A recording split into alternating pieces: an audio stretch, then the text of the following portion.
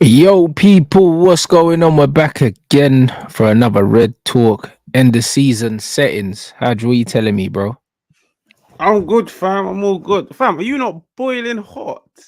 Nah, bro. You know what it is, yeah? I live in a new build, innit? So it's cold in my flat because I ain't got the heating on. So Oh, fair enough. I'm it's one, boiling. bruv. You know what new builds are like, bro? They're always cold, fam. You know them. So it's perfect for me, bro. I'll be real.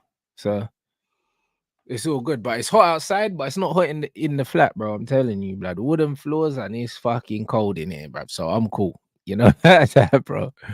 It's good, man. Save man a fortune on the heating, fam. So Yeah. it is what it is. What you man saying? Oh, What good, you man. saying though, Good. bro? Season's ended. One more game to go. Yeah.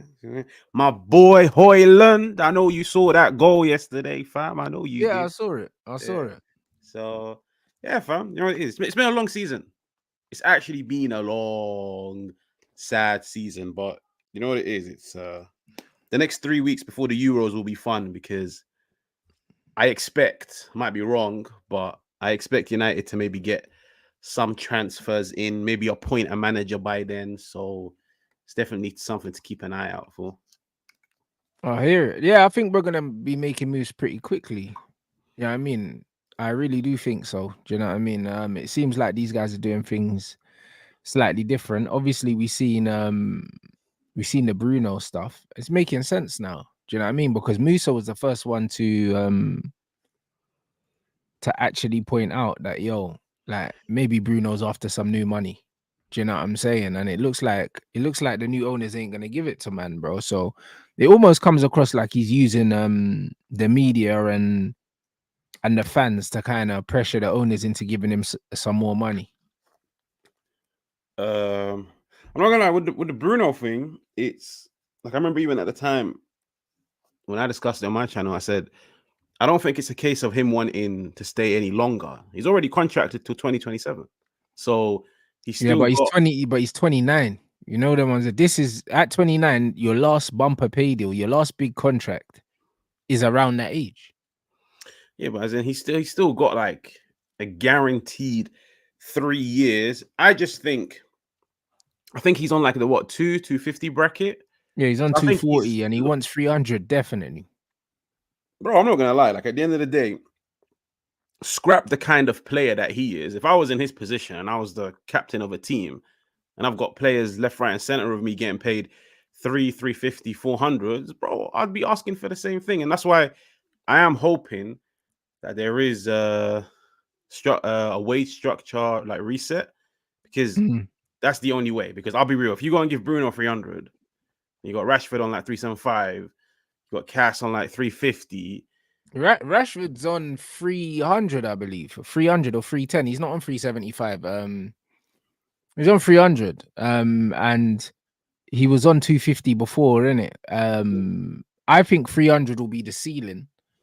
And also, um, I don't believe Bruno's getting a new contract. I'll be real because these men are trying to cut down the average wage bill. And also, if you look at Man City, I think they only had like 4 players over the 300 bracket. It was KDB, Grealish, Erling, and I think someone else, or maybe just them three. Like, we don't need to have people on 300 grand a week plus at Man United unless they're absolute worldies, bro. Like, and we have to break the bracket for them. He don't fit into that category, bro, especially at 29 years old. I don't I don't think anyone at United at the moment deserves more than 200. Okay, fair enough. Some of them because of the name and what they've done in football. Like when it comes to like a wage in it, it's not just based on your footballing ability. Like there's a lot of other factors that play a part. I don't look at anyone in this team and say, you know what, I could justify you getting 250. And that Mm, stems from the top all the way to the bottom. But the fact that we've got I think we've got the most out of all the top teams in the league, I think we've got the most players that are earning over 280. I remember reading in a report on the Athletic. We've got the most mm. players that earn more than 280. And you're looking at Arsenal, who've got better players than us. They don't have many players earning more than 280. City, who else is there? Like all the other top teams. So we do need to get rid of this wage structure, and you know what? You just have to reset it. And if you have to reset it by getting rid of all the top earners, then Mm. for it, because I ain't that fussed. No, I hear it. Yeah, I hear it. I think that they're not going to give him more. I don't think they're going to give him more, and he's not worth it. So it's one of them things where, like you said, the name and stuff like that. Casemiro and Varane are the only two players, yeah, that you could justify giving 300k only because of their name and what they've done. Just taking away performances and stuff like that to attract the big names, yeah, to come to your club. Sometimes you need to give them that money in it. Bruno ain't done nothing in the game to even be a big name in football. Before he came to Man United, no one cared about him. So literally, he's built his name here. And even so, what's he won here? Nothing. So for me, it don't make no sense giving him the money. I also don't think they're going to give him the money. If he thought they were going to give him the money, I don't think he'd be coming out saying stuff like, if the club want me to stay, then I'm gonna stay, but they have to want me in it. It's definitely a money thing. It's definitely a money thing. And if that's the case, if they're trying to change the culture at the club, then you cut your losses and you let go of him. It's that simple. Yeah, no, that's why I said like the next 3 weeks, like Mm, fair enough. Like when did Ineos get appointed? I don't know, Jan, February, March.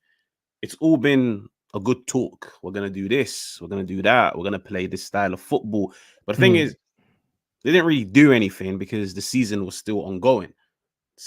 Man United season is over. I think we play on Saturday in the FA Cup final. The season is over by Saturday evening. mm, So that's when it's time to see whether or not talk was cheap, because it's time for, like, for example, they've been coming out saying we want to play possession-based football. Imagine they go and appoint a manager that doesn't play like that. So that's already mm. one alarm bell.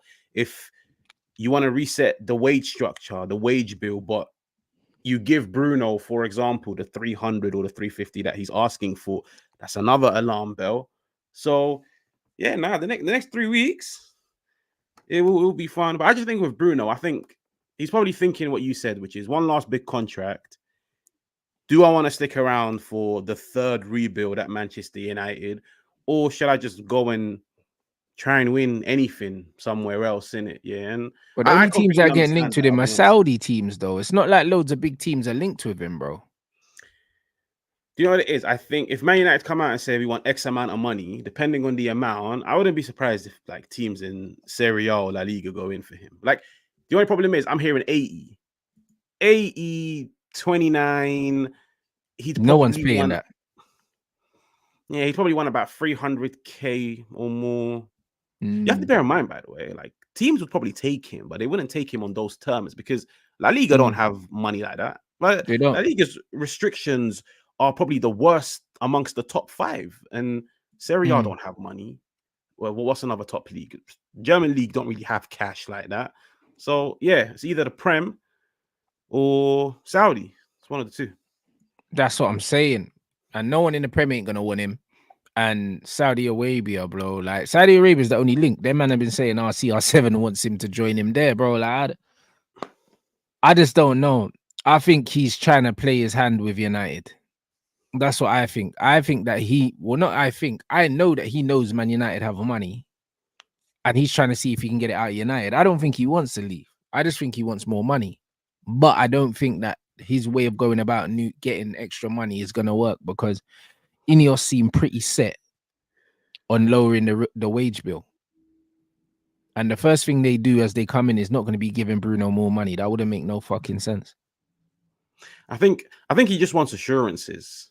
I think he just wants to be like reassured, which is, so say if we're going into a new project, a new manager, Mm, a new style of play, if he gets that new contract, then he's gonna be part of that project by default. Like there's no way of getting him out of it because you're not gonna reward a guy with X amount of money, 2-3 extra years, and then once the manager gets appointed, the manager turns around and says, "I don't want him anymore." Yeah, mm. so I just think he just wants like to be reassured in it. Yeah, and I think he's looking at it as, if you agree to a new deal, I'm here, and even if you decide to drop me after a year, But you said he's I'll got have 3 more years. So why does he need?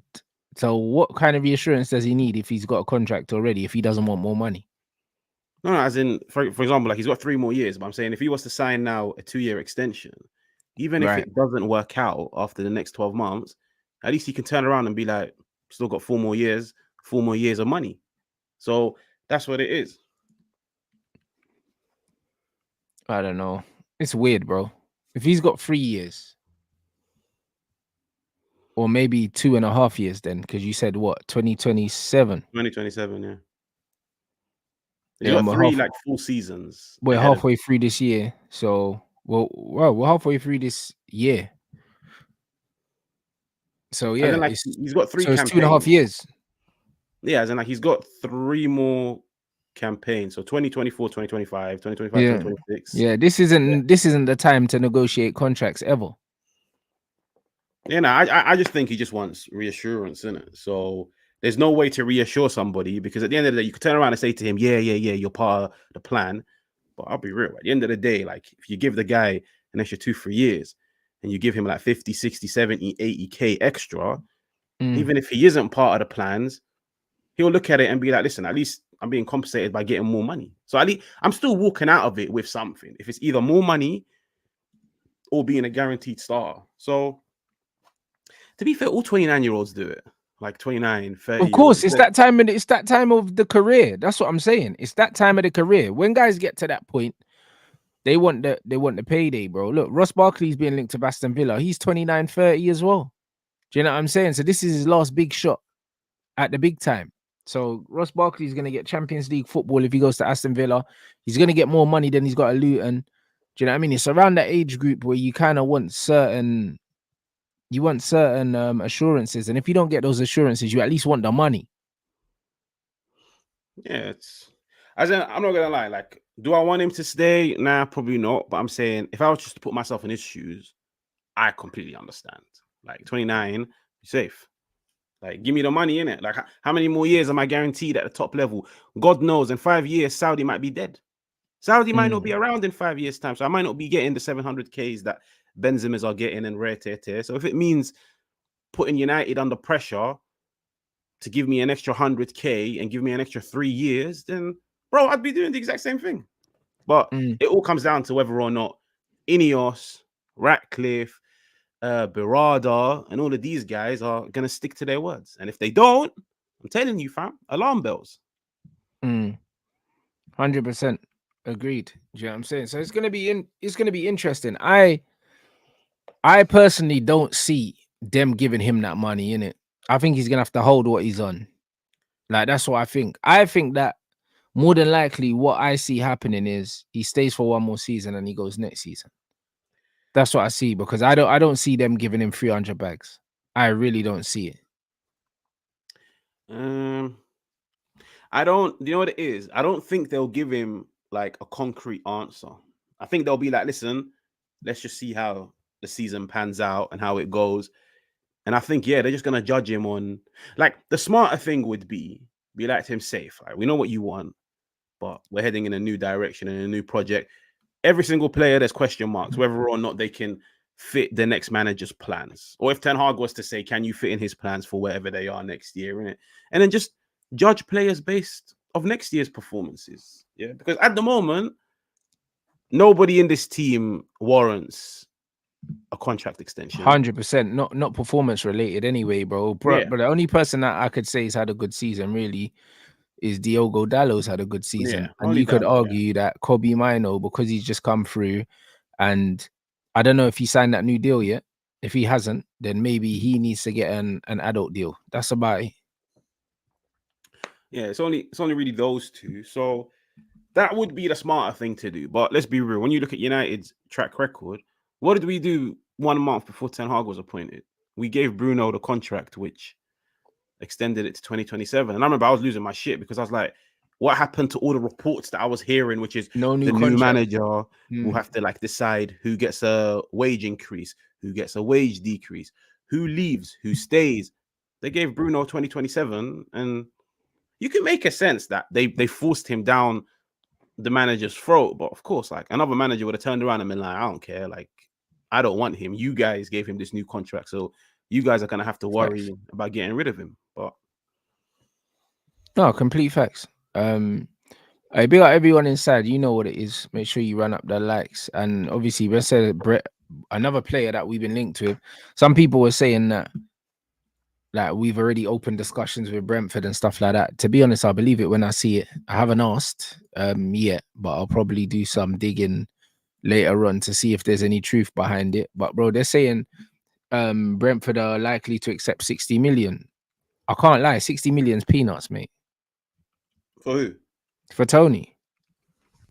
We spent 65 million on Mason Mount. I'd give them 60 million and run. I'm not gonna lie. I think everybody knows, and I'm not really Ivan Tony's biggest of fans, but for 60 million, how old is he? 27, 28? Yeah, 27. For 60 million in today's market, because to be fair, here's how I'm looking at it. Højlund is like a prospect, still needs time, still needs a lot of coaching, still needs a lot of developing. I think starting Højlund next season from game week 1 is probably going to do him more harm than good. Yeah, no, do us more harm than good. So you need an experienced number 9. I can't really think of many that are like 27, 28 that are like relatively experienced. So yeah, Tony for 60, I don't mind it. But it's only him and Watkins that's in the league, and I prefer him to Watkins. Watkins is more of a transitional striker rather than someone that we can play through, innit? I like Ollie Watkins, but there's way more holes in his overall game. I'm not gonna lie, if we're paying 80, yeah, I saw Newcastle want 85. He said 60, yeah. He said 60. Shit, sorry, yeah. Sorry. They paid 70 for Isak. Or 70, or they paid near enough 80 for him, bro. They're gonna want more than 80 for him, bro. They paid 70 odd for him. Yeah, I'm not gonna lie. To be fair, if you're gonna pay 60 for Tony, and it's just a case of paying an extra 30 and you're getting Isaac, well, I'd rather just pay the 90 and get Isaac, to be honest, because younger, better, just makes more sense, innit? But I don't think he's I don't better think at all. I think he's a different profile of player. I don't think he's better at all. No, I think he can do every single thing Tony can and more. But I can't say the same about Tony when it comes to No. His link play is nothing like Ivan Tony. Like nothing at all. Like he's more of a transition player as well. He's great at carrying the ball and great at running channels and being in space and that. You can't hold the play, and you don't build your attacks through him. He does most of his most devastating work from wide areas, bro. Yeah, I know, but it's like, does Ivan Tony do any damage in wide areas? Can he carry a ball? He can't. So he can carry a ball, but that's not his main strength. He's not supposed to, bro. Like he's not supposed to. That's not what strikers. That's not what you look for in strikers. You look for strikers to be the focal point of the attack. Ivan Tony takes the pressure off your defense very well. You can play the ball up to him. He can hold it. He connects very well. You might not have the acceleration of an Isak to run the channels and stuff like that, but that's not necessarily something that you need a striker to be able to do. It just depends on what profile you need. Do you know what I mean? Harry Kane can't do that, but he does other things. Yeah, but it all depends on how you want to play. But the way I look at it is, so you're talking about you'd want a 9 that can be like a focal point, hold up the ball. Because we've already got Rashford that's going to run the wings, and we're not getting rid of him. So why do we need a striker that's going to run the wings as well and get in and occupy space that Rashford's going to be in? Or get a striker that's going to, if we do buy Elise, we'll have a winger. Do you know what I mean? We'll have Rashford on the other side. You got and Garnacho as well, who is on the touchline, runs outside and then tries to cut in. So having a striker that occupies wide areas when we've got wide players, to me, doesn't make any sense. We need someone that's actually going to do stuff within the width of the 18-yard box in terms of linking play and bringing people in. No, I know, but I feel like that's where you're discrediting Isaac, because Isaac can do those things, bro. It's just like the reason why not to the level that Tony does them. That's what I'm saying. They're not the same kind of player at all. No, fair enough. He can't. But that's where I would look at Isaac and be like, the fact that you've got a more broader skill set is why I would rather have you. Because, like, let's be honest, in football, like the number 9 is not a lamppost that you're just gonna throw in the center and ask him like to connect the dots. Like, depending on how the game is going, you might need the 9 to shuffle across and drift out wide. When I see Tony do it, there's not much physicality when it comes to carrying the ball, like beating your man for sheer skill. It's not really in his locker. So Isaac, for me, is just more broad. Fair enough. In some departments, you might edge Tony. But as a package, Isaac's Yeah, but what? so Yeah, but much wouldn't more he as well. profile wise be similar to what we've already got with Hoyland then? Yeah, but this number 9 is coming to bench Hoyland. So we're I not gonna start understand both of that, them, but what's bro. the point in having two number nines, yeah, with the exact same profile? Yeah, one's just shitter. You might as well get rid of Hoyland then. Oh, don't get me wrong. If we get Isaac and the club wants to get rid of Hoyland, I'm all for it. Yeah, like Isaac for me is like top. So I'm not really like comparing the two in it. I'm just trying to think of who could suit a variety of different play styles. Because even for example, if we want to play possession-based football, there's gonna Mm. come moments in games where we have to counter.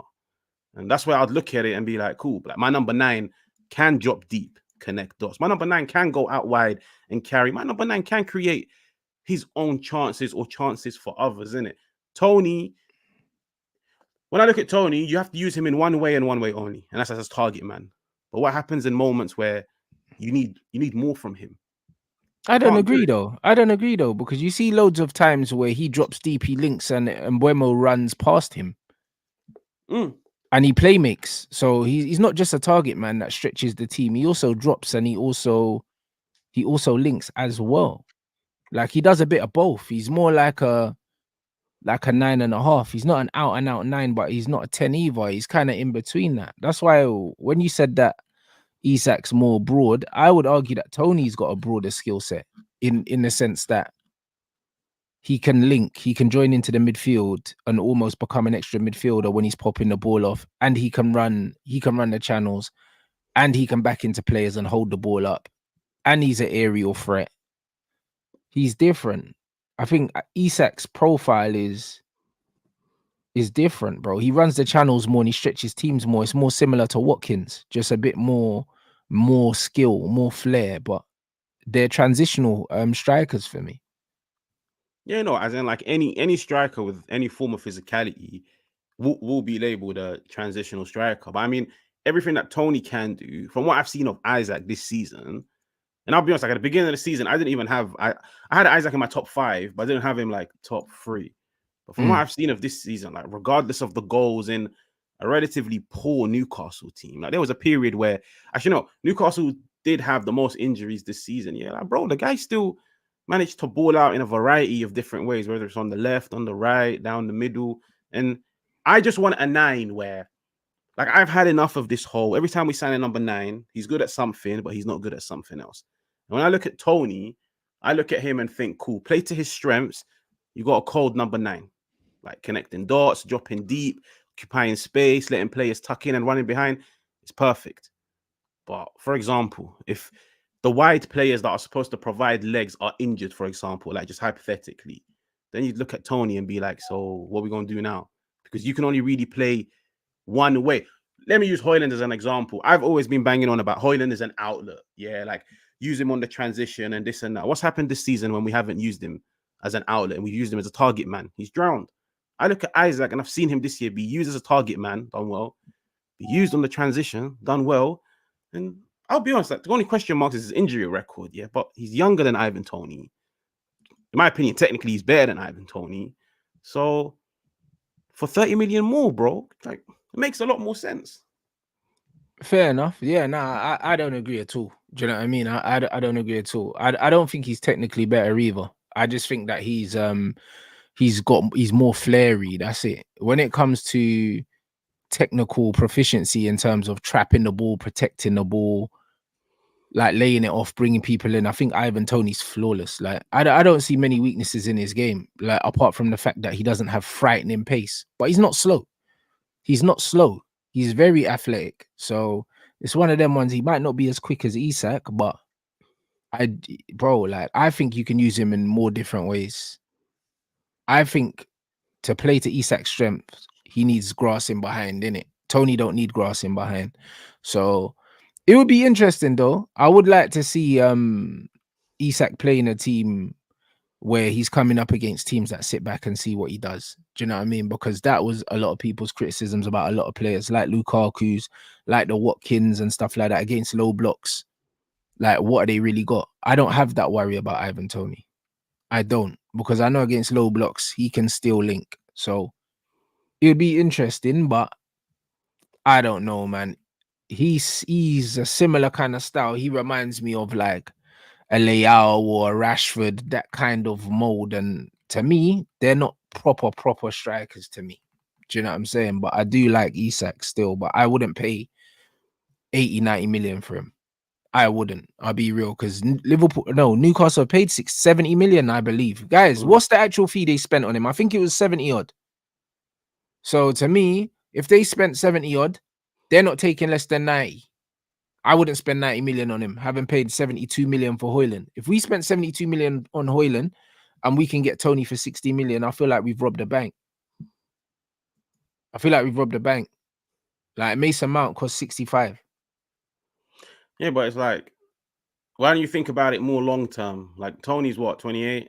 So yeah, but it doesn't need to be long term. You get 3 years is long term. Do you know what I mean? Most managers don't last 3 years at football clubs. The average length of time a manager's there is 14 months. So if we get a striker for 3 years or 4 years, because even 32 is young, bro, in the modern game. Well, no, 31. 31's young in the modern game, bro. If we get 4 good years out of him, yeah, by the fourth season, we should be looking to at least compete for the title, bro, if everything goes right and he's in his prime. I'm cool with that. Do you know what I'm saying? Because you could sign Isak if he's 24, I believe. You sign him now, there's no guarantee you're gonna have him for 6-7 years anyway, blood. Because if he balls out for us for 2-3 years, then who knows? Do you know what I'm saying? He could end up going to Real Madrid or some shit like that. Who fucking knows, bruv? Do you know what I mean? You're not really guaranteed, because of age, you're not guaranteed longevity with players. I think that Tony being at Brentford, he's not going to be on massive money. When we bring him in, he won't be on massive money. Do you know what I'm saying? You can give him 200k and he'll come in and he'll do what he needs to do, bro. And also, like, he's coming from Brentford. Do you know what I'm saying? So in his head, he'll kind of have a point to prove as well. And he's proven he can score loads of goals for teams that are nowhere near the level of Manchester United. Loads of goals. I don't know what what's Isak's highest goal scoring season in his career? Is it this one? Yeah, 20. I think 20 goals in the Premier. Yeah, so it'll be interesting. It'll be very interesting. So, okay, do you know what it is? Another issue I have with Tony is, and to be fair, not sound like a hypocrite, because it is something I've said about Højlund. Tony for me is a front two, number 9. Like, he's not.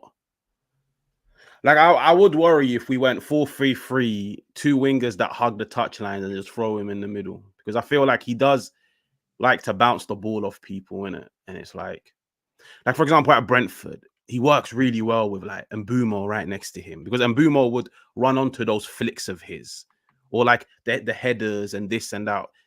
I don't know. Like, I look at him and I'm like, well, to be fair, as wild as it sounds, I have said, if Man United do want to like persevere with Højlund, and like Højlund is a guaranteed starter next year, you're gonna need somebody that can bring to the table what Højlund can't. And that's why I was saying, like, you know what, bring Martial, but Martial's injured and whatever's happened behind the scenes. Tony and Højlund, that is something I would actually like to see, but I don't think United want to play 2 up front. I'll be honest, because Højlund has the pace, willing to run channels. Tony can drop deep, so they complement one another, and it's exactly like how they used Højlund at Atalanta, him and Zapata. So I'm down for that. Like, I'd actually be very interested to see how it works out. But yeah, I don't know. I'm Tony 4-3-3, throw him down the middle. I don't know, but 60 million, I'll take it. Yeah, that's it. They done it for England, and he was great in it. In a 4-3-3. Obviously, Foden drifted inside. He was linking up well with Kobe. Like, I think he can more than enough do that. But I think that he'll drop into the spaces similar to where Harry Kane drops in. He'll drop into these little pockets in between the lines and he'll play there. That's how he likes to play. Do you know what I'm saying? I think a lot of people seem to see him as the target guy that's going to back into players, hold the ball up, but he's a lot more clever than that. You know what I mean? I think because of the style that Brentford play, I think people don't see the little intricacies in his game. But I think whoever gets Tony is going to get one of the top scorers in the league next season for sure. Because if he doesn't end up at us and he ends up at Spurs, or he ends up at Chelsea, he'll be one of the top scorers in the season next season. I don't have any doubt, bruv. So it'll be interesting. But for 60 million, I think it's a steal. 60 million, you just pay the money, you don't even ask questions. Yeah, we have to bear in mind they're gonna, like, with this new ball, and this is something that I've been pushing for. Don't just ask the football questions, like ask the attitude, the mentality questions. And I'll be honest, fam, like the way this guy's carried himself at Brentford, like I wouldn't be surprised if a lot of clubs look at him and be like, listen, fair enough, good player, good price tag, but we don't want a guy that's slandering the club because he's licked, like because he's drunk, a guy that at every God-given interview, yeah, I want to leave. Like, fair enough, I understand you're ambitious and you want to achieve more in your career, but time and place in it. And I don't know, like I said, 60 million, I'm cool with it, but if they came up to me and said, yo, Tony or Isaac, that's a straight answer for me, Isaac, every day of the No, week. I hear it. That's obviously the profile that you like. The attitude thing, I think it's nonsense, innit? Like, it's one of them ones where when I think we've probably heard from Tony twice or something like that. And also when we've heard from him in interviews, they've made it clear that their manager made it clear that they knew that he wanted to leave and they were open to selling him. And this was when he was currently banned. And then when he came back, they asked him, and he's letting people know he's ambitious. I don't have a problem with that. Do you know what I'm saying? All the fuck Brentford stuff and all that, bro. Listen, I don't care about that for the simple fact that we're in a social media era right now where there's probably a lot of things that, well, not even probably, there definitely is a lot of things that players did and they said, yeah, that never made the media before. Do you know what I'm saying? It's just like players are going out now getting drunk and they're getting caught and that. If you think that the players that we grew up watching in the early 2000s weren't leaving the stadium and going straight to the fucking boozer, because they were in it. So it's just one of them ones where, cool, there's camera phones around so people don't like the fact that he's saying stuff, but bro, I don't see it. It's not that deep.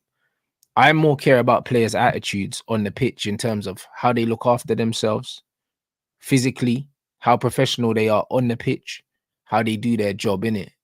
I'm more looking at a player's attitude, yeah, when they can't stay fit. This guy had 6 months out of football and he came back fit, bro. Do you know what I'm saying? So in them 6 months, he looked after himself. He was doing the extra work. And I don't have a problem with his attitude.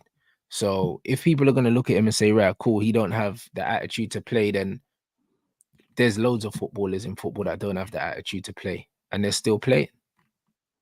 No, Loads of them. You know, that's true. But like I said, it's more time and place, because I'm certain if it was the other way around, and for example, player gets suspended because of like betting, gambling on the side, and then a club stands by him for 6 months. They knew he was going anyway. They knew he was going before that, bro. Like, that ruined his move. He was meant to be gone before then. The ban is the reason why he wasn't gone.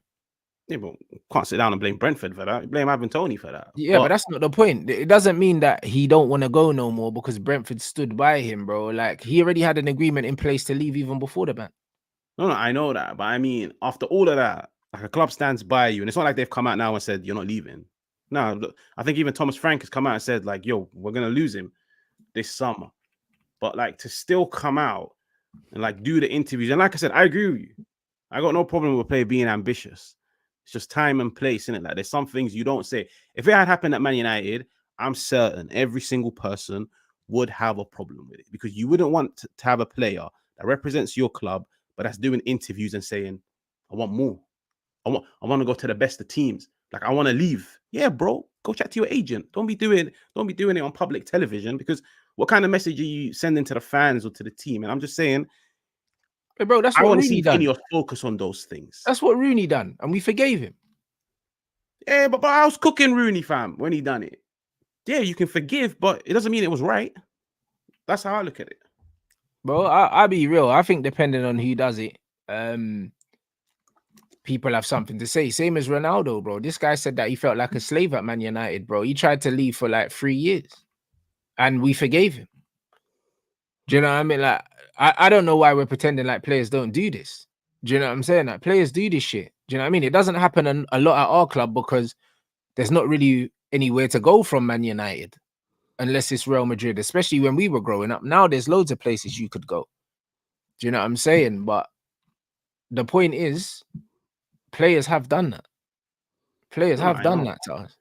No, players have done it, and they'll continue to do it. But Exactly. And no one looked at Ronaldo and said, oh, you know what? He's trying to force his way out of Man United. He's got a bad attitude. Maybe no, he just wanted to win things and he wanted to achieve a dream in it. And Ivan Toney's dream is to play for one of the top teams in the league, bro. Like, I just don't see the problem with it.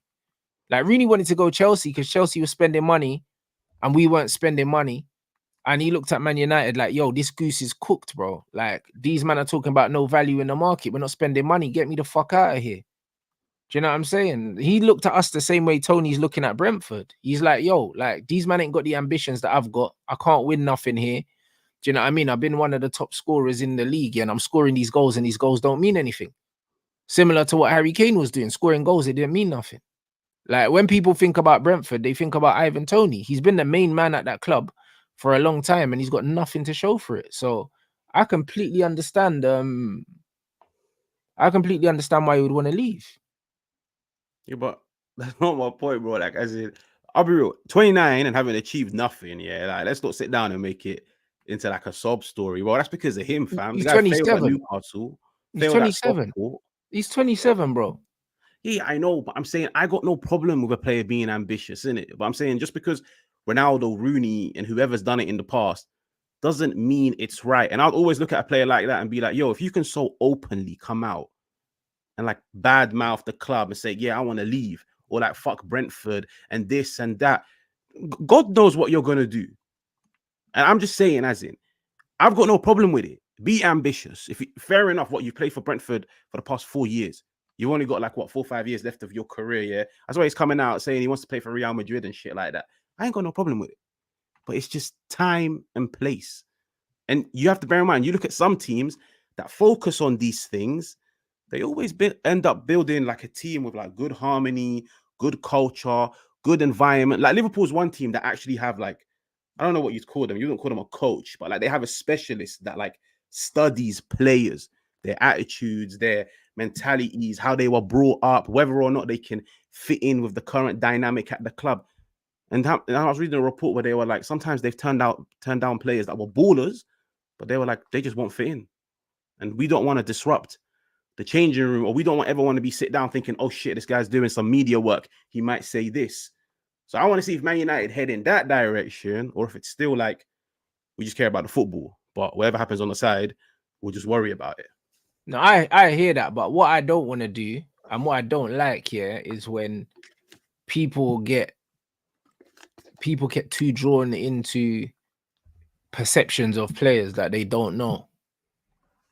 You know, like that. I don't like that, because I'm more likely to believe, yeah, how a player is in the dressing room if I hear it from other players, innit? Because the media are going to make up whatever stories they want, or you're going to see a certain player and you're going to say, oh, I think there would be this, I think there would be that.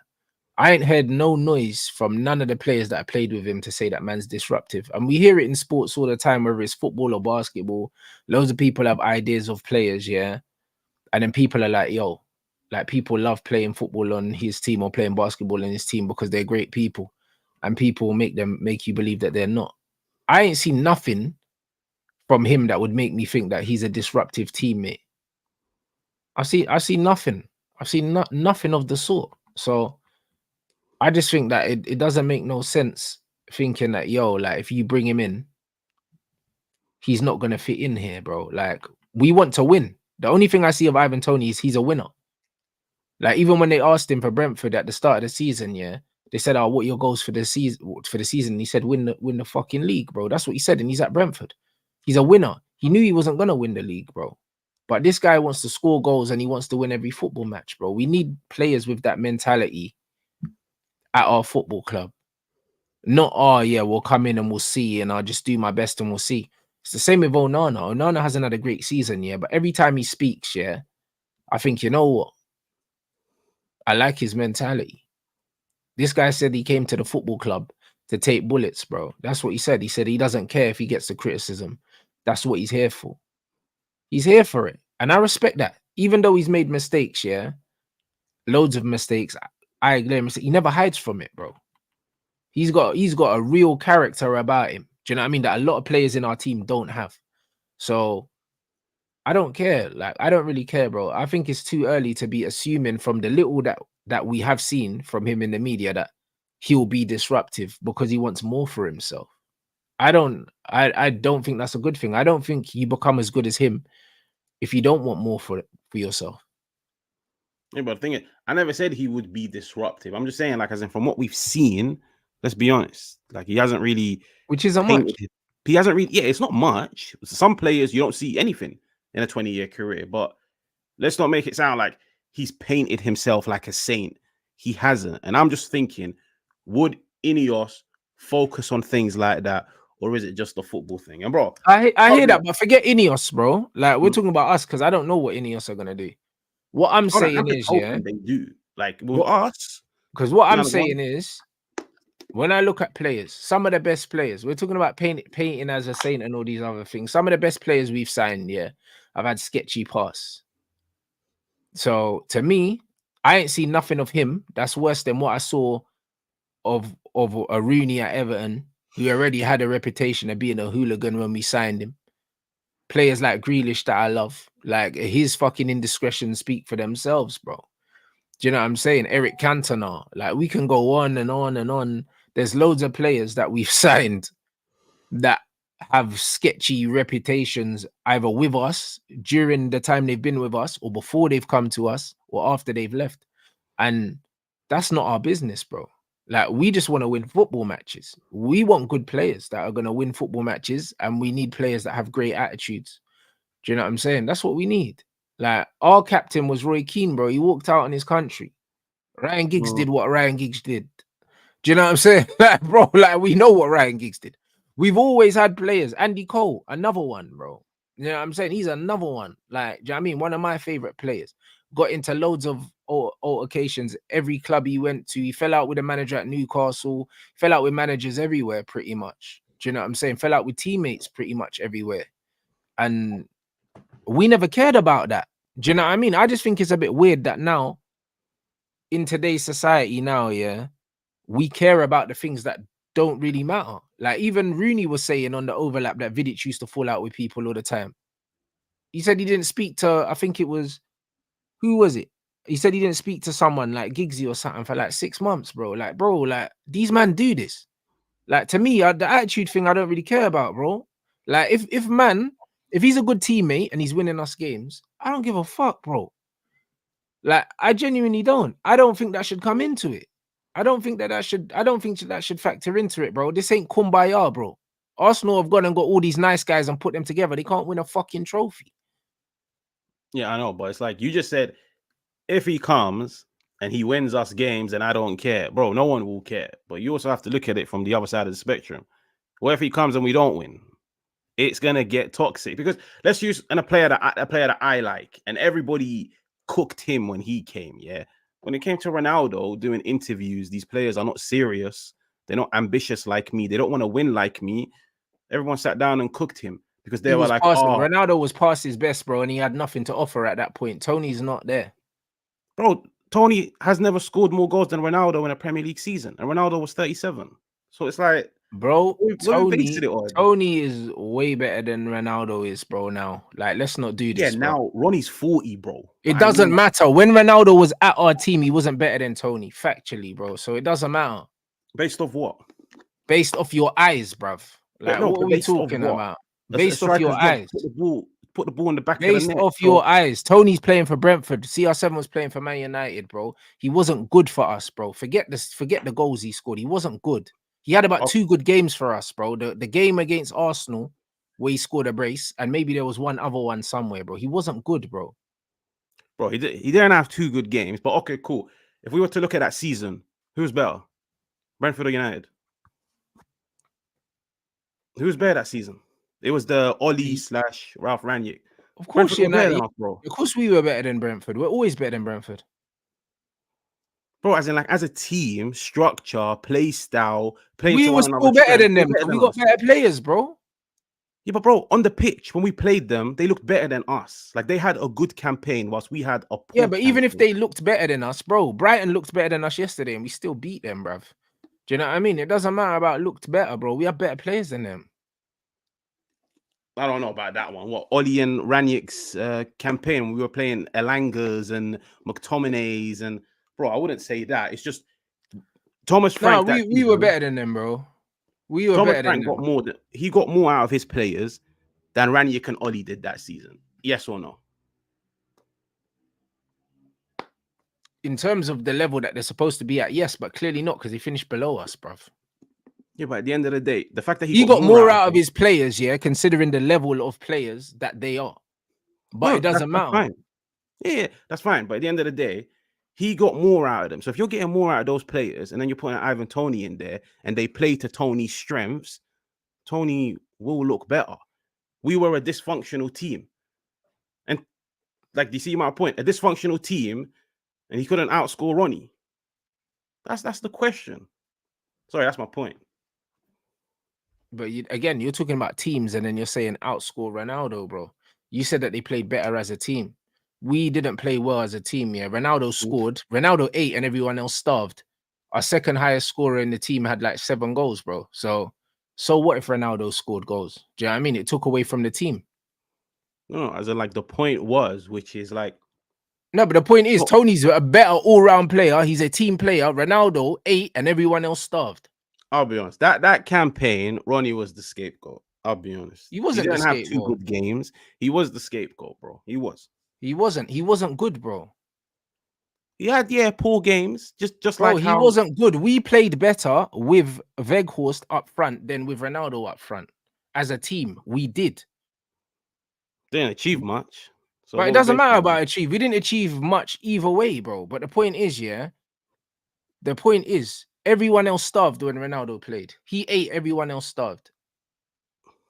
So I remember you that season. You done like watch alongs for every game. So you're telling me that season everyone starved because of Ronnie, completely forgetting Bruno probably had his worst campaign for us that Yeah, season. Bruno had his worst campaign because Ronaldo was playing as well. Because everyone else starved.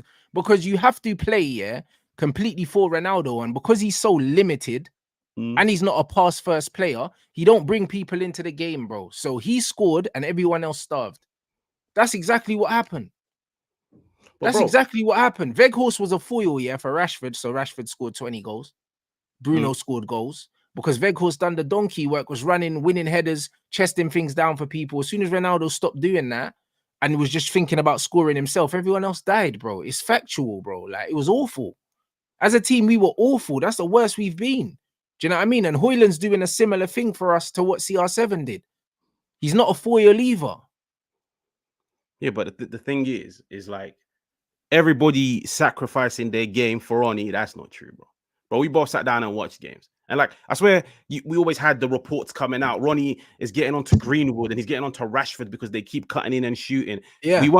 We didn't sacrifice our games for Ronnie. And then used Weghorst as an example of like how we played better and he got the most out of Rashford. Rashford didn't score in our last 18 games last year with Weghorst. So, like, it works two ways, bro. Scored in the beginning. What about the last 18 games? Why didn't Rashford put the ball into the back of the net with Weghorst connecting dots and running channels? Didn't get me anywhere. Bro, listen, Rashford scores in bunches anyway. That's not the point. Overall, the whole team was better when Ronaldo wasn't playing. It was. Do you know what I mean? So it's not a scapegoat thing. It's at the end of the day, yeah, there's players that facilitate other players, and there's players that eat while everyone else starves. And that's what it is. Like Erling doesn't facilitate Manchester City's team. Pep's already said it. They play better football when he's not on the pitch, but maybe they won't score the goals that he needs at certain point. And Ronaldo's the same. He eats and everyone else starves, bro. And that's what it is. There's different types of players. That's all it is. I'll rather have a player that even if he's not scoring goals, he's making the players around him better.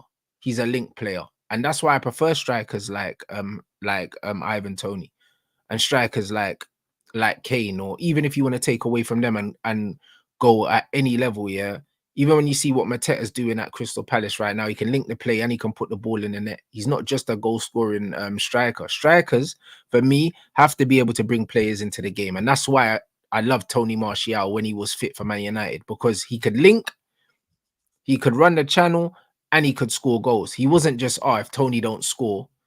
Tony could get man of the match and not score a goal and not get an assist. Like, that's a footballer to me. Well, when I looked at CR7 at 37, he was just a goal scorer. And anything outside of that, he wasn't doing nothing. I don't agree with that, bro. Bro, he scored 9 goals. He scored in 9 games. He scored all of his goals in 9 games in the Premier League. So, like, I'm not gonna lie, we were dog shit the whole season. Bro, he scored all of his goals, in 9 games, bro. He scored, I think, 2 hat-tricks and like 3 braces, bro. Like, the guy scored in bunches. He was consistently not good for the whole season. He just scored in bunches. That's not true. He was consistently not good. Bro, that's not true. It is true. That's not true. It is true. That's why he got dropped. By who? Who did he get dropped by? Why did he leave? Why did he leave? Was he not on the bench when he left the club? We're talking about the season afterwards, bro. That season, he never got dropped. Started every game. And then, Ten Hag came in, and Ten Hag's dropped. Okay, so if we're saying Ronnie got dropped because he got dropped by this manager because he wasn't good, bro. Okay, so would it be fair of me to say Sancho got dropped because he wasn't good? Sancho didn't get dropped. He was never really an out-and-out striker. I mean, starter for Ten Hag. When was he an out-and-out starter for Ten Hag, Sancho? No, but it doesn't matter. Starter. But how can you get dropped if you're not a starter? Okay. So why wasn't he playing? Because the manager didn't like him. Or he's not good. No, because the manager didn't like him. But what did he not like about him, bro? He's a calm, humble dude, fam. What's there to like about him? According to us, bro. Do you know what I mean? Now you're playing politics because he's about to play a Champions League final. Do you know what I'm saying? So, like, I don't know what we're doing. Do you know what I'm saying? It can't be that he's not good. Do you know what I'm saying? He put in one of the best Champions League performances, individually in the last decade or something like that in the first leg of the semi-final. How can it be because he's not good? No. I'm just using your point, which was Ronnie got dropped. And now he's playing in Saudi Arabia. Do you know what I mean? If he was so good when he left Man United, why did he have to leave Europe, bro? If he still had more to offer. Ronaldo don't need the money. Ronaldo cares more about legacy and vanity metrics. So if he still had more to offer in Europe, he would still be here. He's not here. He can't hack it, bro. So and it's okay. No. And at the end of the day, age played a part. But it's like, fair enough. We got rid of Ronnie because we wanted, I don't know, what is it? The pressing number 9 and this and that. How many goals did we score last year? We have a negative goal difference this year. So have we really improved ever since we got rid of Ronnie? No, we haven't. And I'll admit to that. And I like Højlund. We haven't. Like, Rashford had. I don't rate Højlund either. But again, that's not the argument. We were talking about, was he good or not? And now you're saying, have we improved? But did we not win a trophy after he left, or was that when he was here? Rants, come on. Yeah, you're really gonna use a Carabao Cup with me. It doesn't matter. Did we win a trophy with him? Did we win a trophy with him? Yes or no? Because now, if you want to do if you want to do the politics, and start pulling random things out the sky, I can do that as well. Because he left and then we won a trophy, and now we're in another cup final. All right. As in, like, okay, fair enough, cool. We won a trophy, but I can guarantee you, if we didn't win that trophy, no one would have cared. But the thing is, what about the coach? There's a massive difference from Ten Hag coaching and Ranić and Oli. There's a massive difference, bro. It's not like, for example, Ronnie left. Ten Hag's not a good coach, though. So you're saying there's a big difference between Oli and Ranić, though. That's debatable. That's debatable. Yeah. I don't think he's better than Oli and Ranić. I don't think that at all. You don't think he's better than Oli? Bro, look at where we were under Oli and look where we are under this manager. When did we finish 8th under Oli with a minus goal difference and finish bottom of a Champions League group? Okay, at the same time, let's look at the squads. Now, but he got rid of these players. No. Fair enough. He's made us worse. fair enough. In terms of like recruitment, wasting 400 million pounds and this and that, we can both agree on that. But at the end of the day, So he's worse than Ollie then. He is. No, as in, yeah, if we were going to talk about talent ID, probably yes. But if you give this current squad to Ollie, I'm certain we finish in the bottom half. I'm certain. Yeah, but Ollie wouldn't want this squad because Ollie understood we are Man United and he wanted better players than what this guy signed. Ollie wouldn't have signed Anthony for 85. Yeah, Ollie wouldn't have signed Mason Mount for fucking 65. He wouldn't. Do you know what I'm saying? Like, because he knows we're Man United. And also in terms of man management and getting the best out of players, Ollie would have got better out of a lot of these players as well. I can't look at one player under this manager and say that he's improved them. But I can't see one player. Okay, so in terms of squad building, we'll give it to Ollie. Ten Hag squad building, dog shit, shocking. He still managed to win himself silverware, which Ollie couldn't do in 4 years. That's also true. Do you know what I'm saying? And the difference between Ollie winning silverware and not winning silverware was a fucking penalty shootout. It's all part of the game, fam. It is part of the game. But at the end of the day, it was a penalty shootout. Do you know what I'm saying? Again, it comes down to luck. Sometimes it comes down to management. It's just like even when we won our trophy under Ten Hag, since we won that trophy, we've been shit ever since, bro. And we were shit in that final as well. So again, it's one of them ones where a lot of things can come down to perception, innit? But the facts of the matter is, yeah, stats don't tell you the full story. Stats tell you how many goals someone scored, and that's all it tells you. It doesn't tell you anything else, innit? So the CR7 thing is disingenuous. Like he hasn't been good for a long time. He hasn't been good for a long time. And he's in Saudi Arabia right now. And it's not like he's in Saudi Arabia and he's scoring hat-tricks every week. He's not. Do you know what I'm saying? So, like, I don't know. He got a hat-trick last week. I said every week, bro. Yeah, but I'm saying he's not doing that. That league is dead, fam. That league is dead, yeah. And that league is his level, literally. That's the point I'm trying to make. He's not a Premier League player. No, as in, yeah, I agree with that. I'm not saying, yo, bring back Ronnie at 39, innit? Yeah, the part that I disagree with you is when you were like, A, he was poor the whole campaign. That's not true. B, his link performance-wise, he was poor. He was poor. According to who, sorry? He was poor. Bro, he's not poor. He was poor, bruv. He was not good, bro. He was not good. Bro, you have to bear in mind, you know when we signed him, I remember me and you were sat here and both of us, as much as I love Ronnie, I was like, listen, I don't know if this is the right move because I saw him and I didn't want him because I knew that he would take away from everyone else. And I said it. I said Bruno will stop scoring and he did. So we're not gonna look at the fact that the season before Bruno had like 13 penalties and we won 2 penalties. Listen, I don't care about Bruno. I don't rate this guy either. But the point, my underlying message is, yeah, he eats when everyone else starves, bro. That's what he does, bro. Bro, fair enough. If you wanted to say to me, like, well, to be fair, I don't even agree with that narrative in it yet, but I'll just run along with it. But if you wanted to say, like, when he was at Madrid and he was scoring like 70 plus goals, he ate because Benzema had to like sacrifice his game and this and that. Di Maria, I'd be like, you know what? Fair enough in it. Bro, we sat down and watched that season. Rashford drowned. Not because of Ronnie. Rashford was trash that whole campaign. Even, by the way, Ronnie missed about 8 league games. We were dog shit in every single one of them. Every single one of them. My point is, I just feel like you're exaggerating it by saying he was trash the whole campaign. He wasn't. Fair enough. After that campaign, did he warrant another season in the Prem? Probably not. I'll be honest. Like 37, 38. Cool. Saudi is his thing now, innit? But Ronnie was not poor that campaign. And that's why I started it off by saying he was the scapegoat. And that's why, like, I know you've mentioned goals and this and that.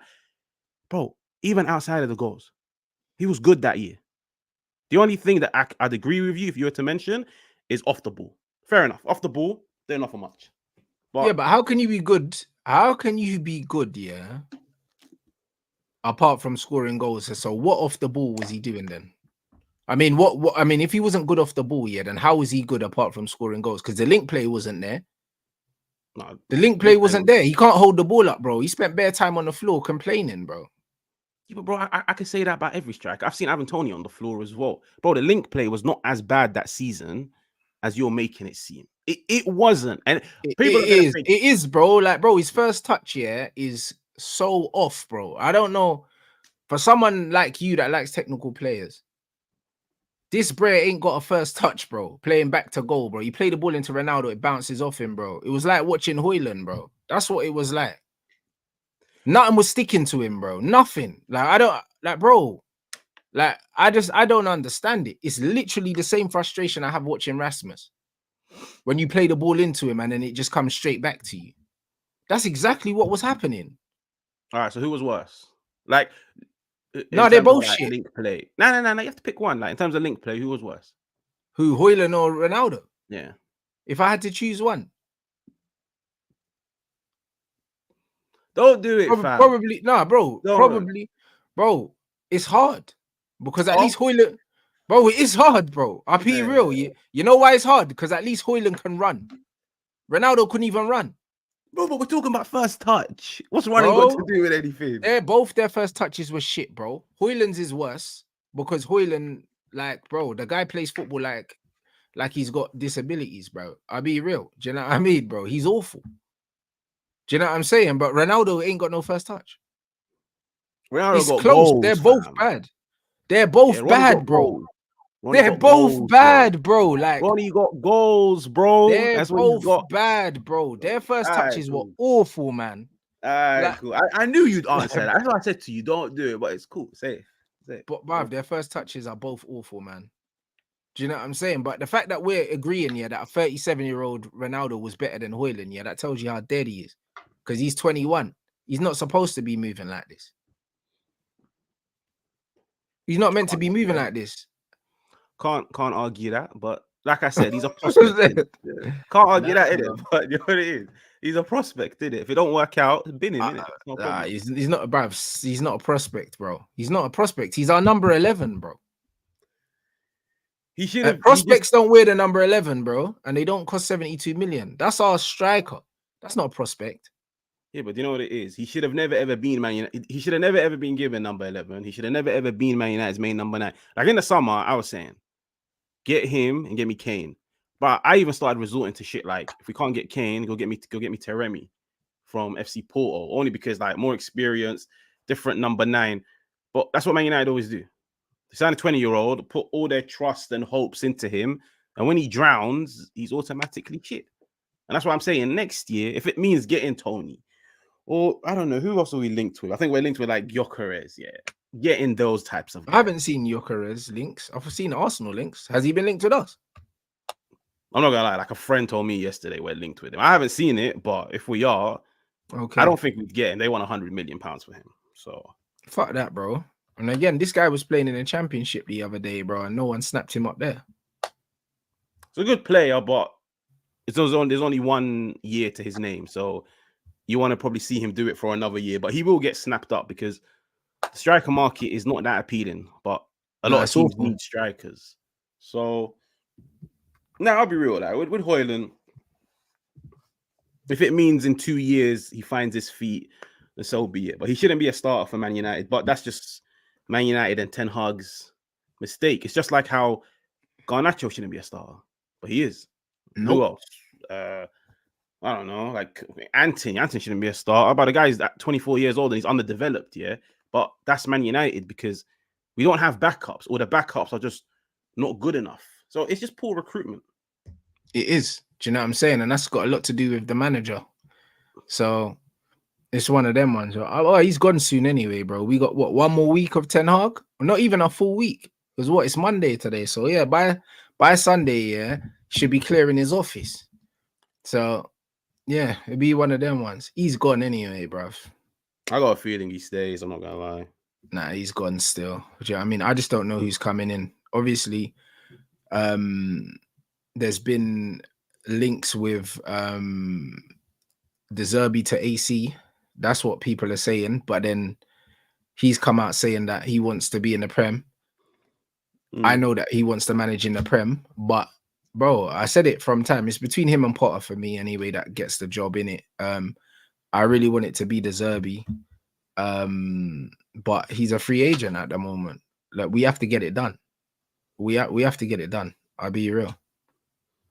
I think when it comes to De Zerbi, him being a free agent is good, but Chelsea, United, AC Milan, and Bayern, Chelsea are keeping their manager. They're not going to sack him. They got Europe now, and that's all they wanted. I don't know. Like, as in from what I see, it's like 50-50, yeah. But I think with De Zerbi, it's just first come, first serve. And I'll be honest, like Milan, it's a nice little project, to be honest. Like, but I just think because he's tasted Premier League footy, he probably doesn't want to leave. But listen, I'm giving you a one-time offer to join Tuchel Nation. I don't want Thomas Tuchel, bro. Safe. I'll remember this. It's cool. Don't want him, bro. You know what it is? If it comes down to like I've seen reports that said Ten Hag 1 more year, Southgate or Tuchel. Bro, Southgate's not in the conversation, to be honest. Not in the conversation.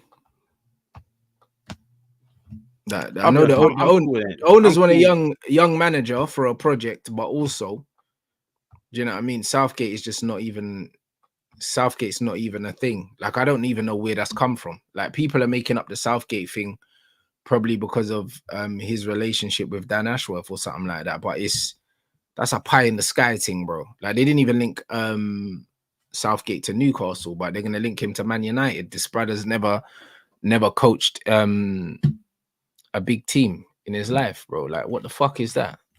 Like, who is putting their first managerial appointment on Gareth Southgate, bro?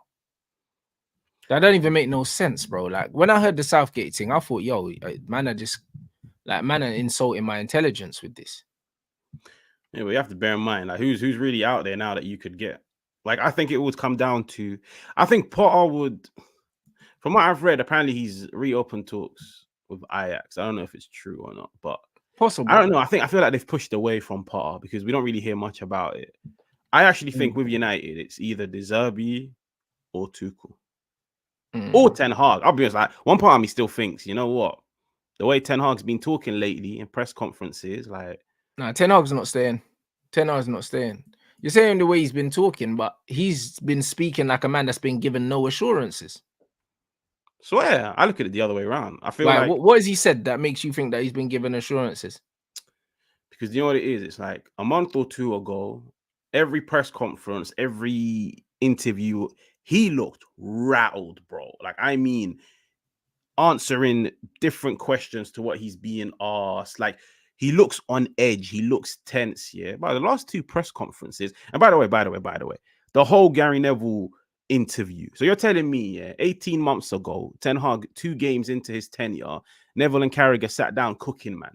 But now all of a sudden, 18 months later, Neville was doing PR interviews telling him, yeah, like, you need time and Man United need to get rid of this cycle of, what is it? Sacking managers, give them time and rare-tete. So what? You trying to tell me the football that Gary Neville watched this year, it made him think Ten Hag is the right man? If anything, the football would push you in the opposite direction. So, bro, when I'm seeing things like this... But Gary Neville's a pussy. He's never going to say nothing to his face anyway. You know Gary Neville's a shook brother. So, like, do you think Gary Neville's going to sit there, yeah, and apply pressure? He's not going to do that. Do you know what I mean? And furthermore, Gary Neville's got a vested interest in the club anyway, bruv. So it's one of them ones where he's never going to go there, yeah, and bad up the manager on TV and potentially, like, ruin his relationship with the owners of the club. He's never going to do that. No, he's never going to do that.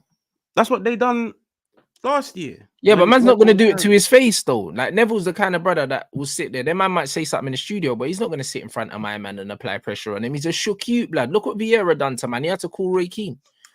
Bro, this is, you know what it is?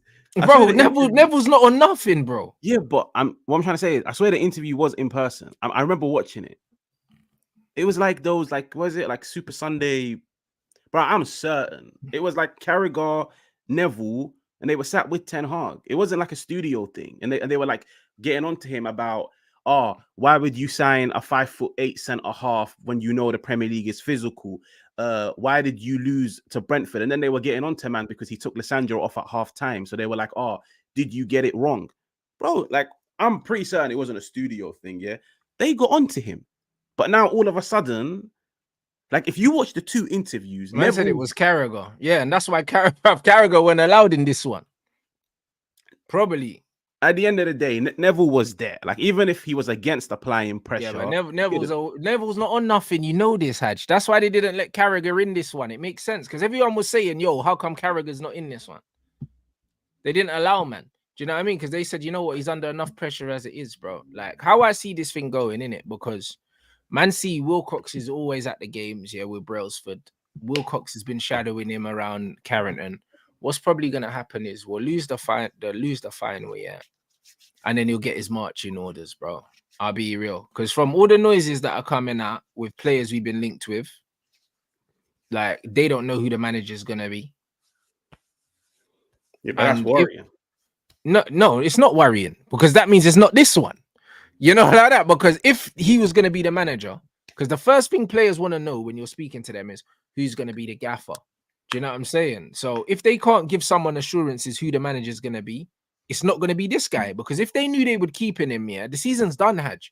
They would have known, yeah, after a certain amount of time, yeah, if he was doing enough to keep him, bro. Like, you don't need to see that much. You don't need to see that much. Like, winning a trophy doesn't change what you think about the training. It doesn't change what you think about the performances. It doesn't change these things, bro. Do you know what I'm saying? Man watched us get played off the park by Brighton, yeah, and nick the game, bro.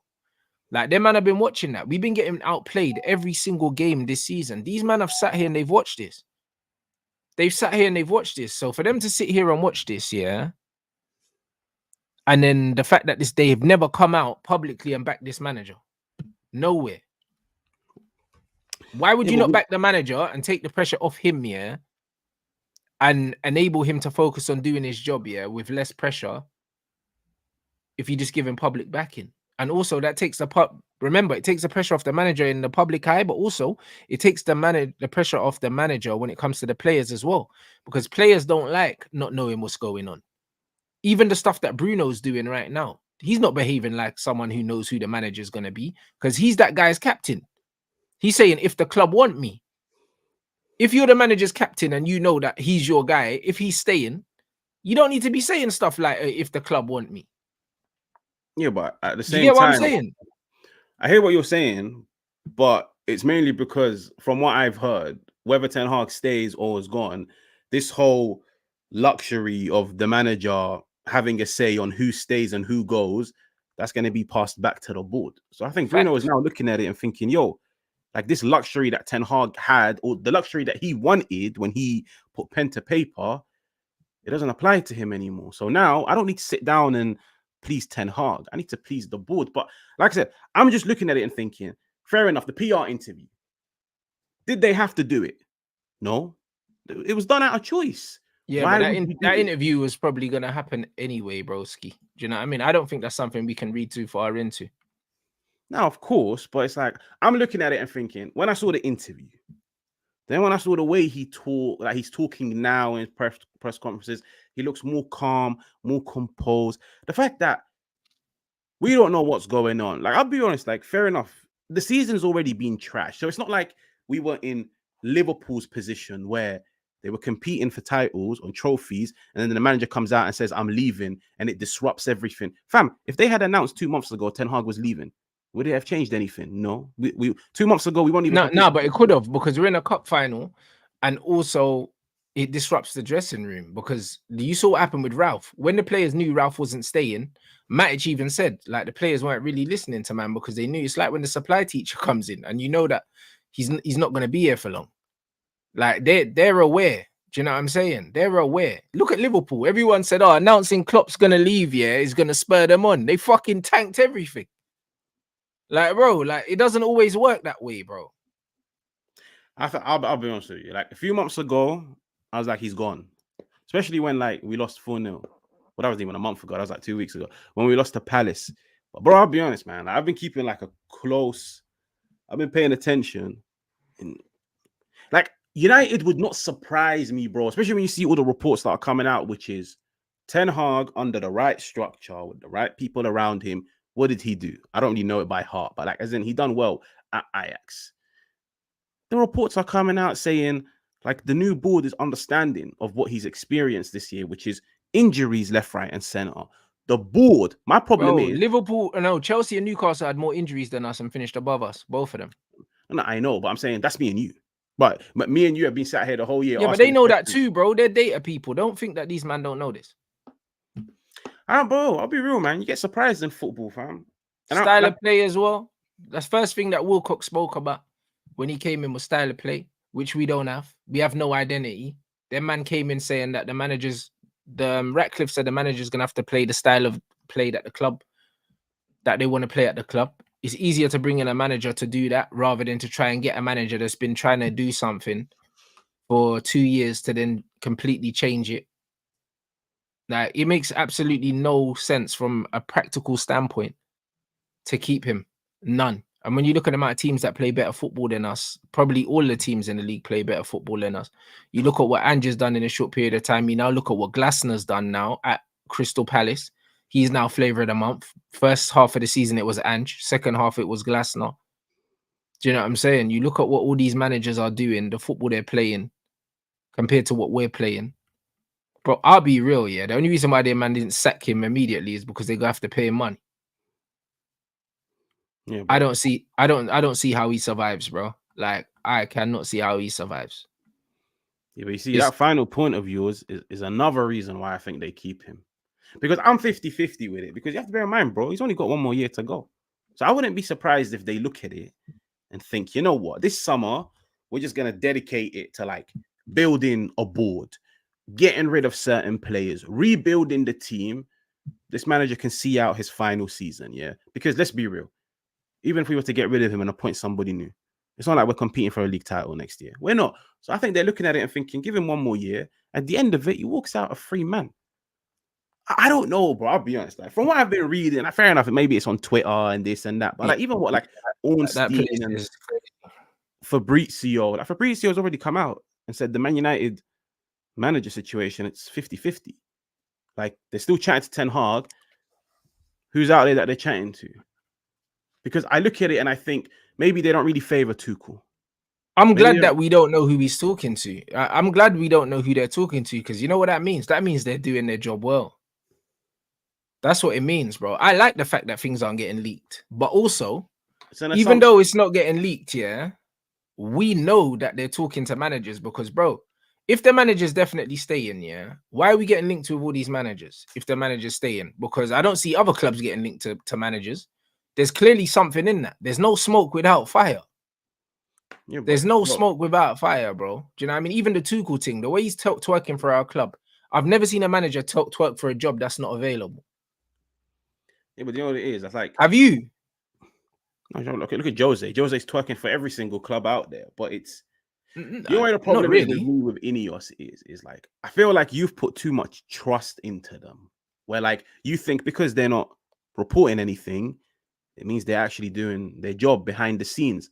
Now I'm just looking at what they're doing. I'm reading between the lines. Do you know what I'm saying? The reason why, yeah, a lot of the times I see things, yeah, and then it happens later is because I'm looking at the details, bro. I'm not looking at what's right in front of us. I'm reading between the lines. I'm analyzing every word that's said. I'm analyzing how it's said, the context is said in. That's the reason why, yeah. It's not that I'm putting too much trust in them. If I listen to what Jim said when he came in, and let's do key talking points. Jim comes in, he talks about style of play. He talks about the Real Madrid Man City thing. He talks about the new stadium. He talks about Maverick players. He talks about all these other things, yeah. And then when you look at what they've done they've gone and they brought in Ashworth straight away. They've gone to Man City, brought in Barada. He said that he was talking to Khaldoon. They were supposed to be talking about chemicals. They ended up speaking about football for 2 hours. And then, yeah, he leaves with one of his staff. This is not a coincidence. You don't go get him and then Barada goes and gets Wilcox, who was also at Man City. You do not do all of this, yeah, all of these kind of things to go and keep Eric Ten Hag. And you definitely don't do all them things to go get Gareth Southgate either. Do you know what I'm saying? So when you look at all the stuff that he's done and the stuff that's being said and the fact that they're cutting the wage bill and they're doing all these other things, there's clearly a plan in place. And you don't change everything around the manager to keep the manager. To me, that doesn't make sense. Do you know what I'm saying? They either extend his contract or they sack him. They don't just write off a season with him. Because it's a wasted season if you write off the season. No, that second part I agree with. I have mentioned that before. I actually think they either get rid of him or they might give him like an extra year on top of the 1 year that he has. And what do you think is likely? They give him a year extension or they get rid of him? As crazy as it Based on sounds, what they've seen from him since they've come in February. Yeah, as crazy as it sounds, I actually think his future hangs on the FA Cup final. That's what I think. I'll be honest.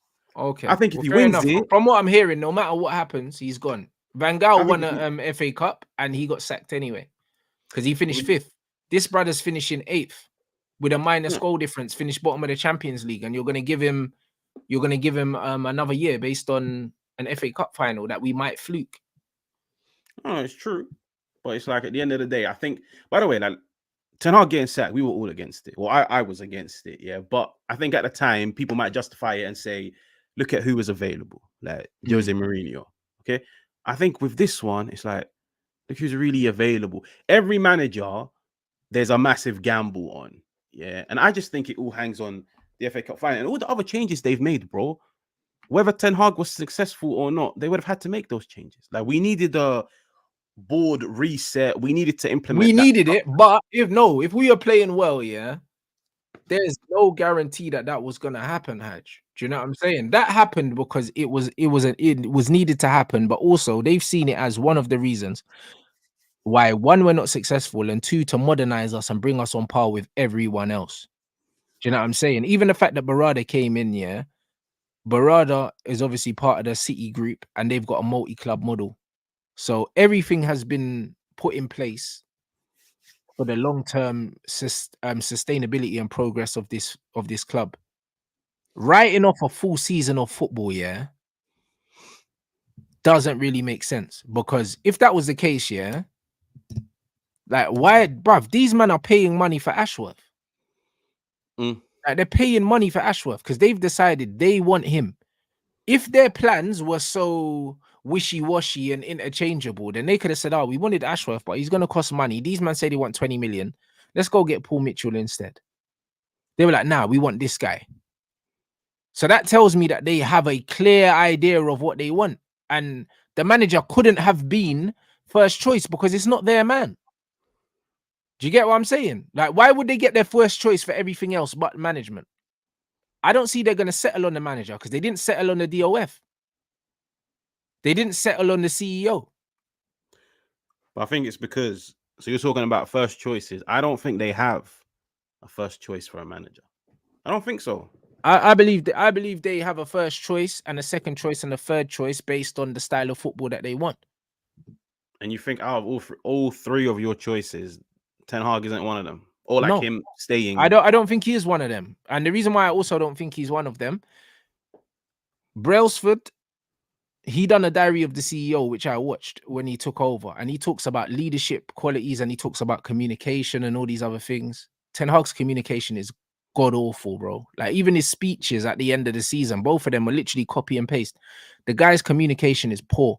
Communication, leadership, they speak a lot about. He doesn't tick those boxes either, bro. Like he's not their guy, bro. Like he doesn't epitomize anything that these guys stand for. Forget football. When you look into them outside of football and the cycling and the Formula One, he doesn't actually fit into anything that these guys stand for or that they want. Like he literally doesn't. He literally doesn't. He's not their guy, bro. Do you know what I'm saying? So they always said they were going to let him see out the season anyway. I don't know. They always said that. I'm still 50-50 on it because I think the Ten Hag that they sit down and judge is not the Ten Hag of his 24 months at Man United. That's how I look at it. So I think when Ten Hag's name comes up and they discuss it, they don't sit down and say, oh, the Ten Hag at Man United that finished 8th. I don't know where we finished last year. 4th. The one that finished 4th, 8th, and won a Carabao Cup whilst playing a shocking style of football. I actually think when they speak about Ten Hag, they speak about the Ten Hag at Ajax, because the difference between Ten Hag at Ajax and Ten Hag at Man United is there was a well-structured board. And I think they're looking at it and thinking, No, but it was also what the if we players as now? well, bro. It was also the players and also the league, the style of the league. Because he said he can't play Ajax football at Man United. That's what he said. No, And no, it's not of like we course, haven't given him the money to be able to do that. He hasn't even tried because he doesn't believe he can play that football in the Premier League. no, that is true. But I feel like that's the gamble that they're willing to take, which is the football he played in Ajax, regardless of the league, regardless of the players, regardless of the fact that they were the most dominant team in that league. Like they were practically the Manchester City of the Dutch league. Yeah, so it's understandable for them to look the best. But I think they're just looking at it and thinking, with a structure where we've got the good scouts in place that get him the right players that fit the profiles that he wants, leaving him with the job of just to coach. That's it. He doesn't have to sign players, negotiate deals, discipline players. No, your job is just to coach. He played possession-based football, which is what they're seeking. So I actually think they're looking at it and thinking, why don't we now just give you that structure, which you've shown in the past you can excel in, and let's see if you can do it at Manchester United. And that's why I'm 50-50 with it. I'll be honest with you. I hear that. I believe that no matter what happens on Saturday, he gets his marching orders. Just from everything that the owners have said and also everything that he has said. Because this is not a man that's been assured of his future. Not at all. Do you know what I'm saying? Not at all. So it'll be very interesting. It'll be very interesting to see. But I think he's gone, mate. Do you know what I'm saying? And the thing is, he doesn't even look like. I remember we see when we sacked Ollie, like you could see that there were players that were fighting for the manager and wanted him to stay. I don't see that with this coach. I can't lie, bro. Like even personal relationships, he doesn't even seem like he's got personal relationships with the players, bro. Do you know what I'm saying? The only player that looks like they kind of like him is Bruno because he's made him the captain, bro. Even players like Anthony that he brought in can't stand him now. Do you know what I mean? And I've heard murmurs of Lissandro getting fed up with him as well. So it's one of them ones where like even the players that he brought in aren't even riding for him like that. Do you know what I'm saying? So I just don't see how he survives because the one thing that tends to keep managers in jobs, and which is why I think Poch stays, is because the players like him. The players genuinely do like Pochettino. I don't get that same vibe from this manager. The players are the only thing that can save a manager when you finish 8th. But you know what it is? The one thing, as much as I think Ten Hag's got it crazily wrong this year, and like his communication and the falling outs and this and that, as much as I've wanted to say it this year, I've never looked at this Man United team, even in games where we've lost 4-0 or like lost 3-0. I've never ever like looked at this team and said they've like down tools. Where like, because bro, I saw down tools in under Oli. I saw it under Ranić. I saw it under Jose, fam. But these men are still giving it their all. And that's why I look at it and think, they might not like the guy. You don't have to. Like, let's be real. You don't have to like your manager, whether it's at football, work, or wherever. But they're still on board. And that's what, like, bro, when I see these things, I'm just like, listen, managers are getting snapped up left, right, and center that we were linked to a few months ago. Like who though? Like I said, I'm not gonna lie. Like, as in when they wanted to play possession-based footy, I was like, safe, fam. Go do Xabi Alonso. Didn't do that one. I wanted Inzaghi. Inzaghi was my number one. Didn't even chat to man. Now I'm looking at it. De Zerbi, Chelsea won him. AC Milan want him. Juve apparently want him. We were linked with Motta. Motta's on the verge of going Juve. Who's really available? And I don't think we really were linked with Motta. I heard that, yeah, cool. Like our owners rate him, but he was never coming to Man United. He was always staying in Italy, like always. So let me tell you, managers don't really trend to attend to travel. Not like that. Do you know what I'm saying? So I didn't see Motta coming. Like he would have been my first choice in it of managers. You know what I mean? Because I think he's cold. But it's one of them ones where he was never coming. I genuinely, from what I've heard, do you know what I'm saying? I'm hearing Potter De Zerbi. I heard Amarim as well, but it was a loose Amarim mention. Do you know what I mean? I don't want Amarim, but I'll take any three of them if it means that Ten Hag's gone. Because I believe that Ten Hag is not the only problem, but he's the main problem. He's the main problem because he doesn't speak like a manager that knows what he's doing. He doesn't speak like a manager that knows what he's doing. I agree with that, but I look at this board, and you have to bear in mind the reason why I don't trust this board is because I haven't seen anything from them to trust them. So at the moment, I'm on the fence with them. Like no, but you've seen little things though. You've seen little things because the whole restructure upstairs. We've been complaining that we've needed that since from even when Sir Alex Ferguson was here, bro. Like what a best part of a decade we've needed a restructure, and they've done it in 3 months. Yeah, but it's like, bro, like fair enough. Yeah, they've done that, but it's like it had to be done. Like if oh my lord, if they didn't do it, yeah, but it did had to be done. But bro, it wasn't done in the last decade though.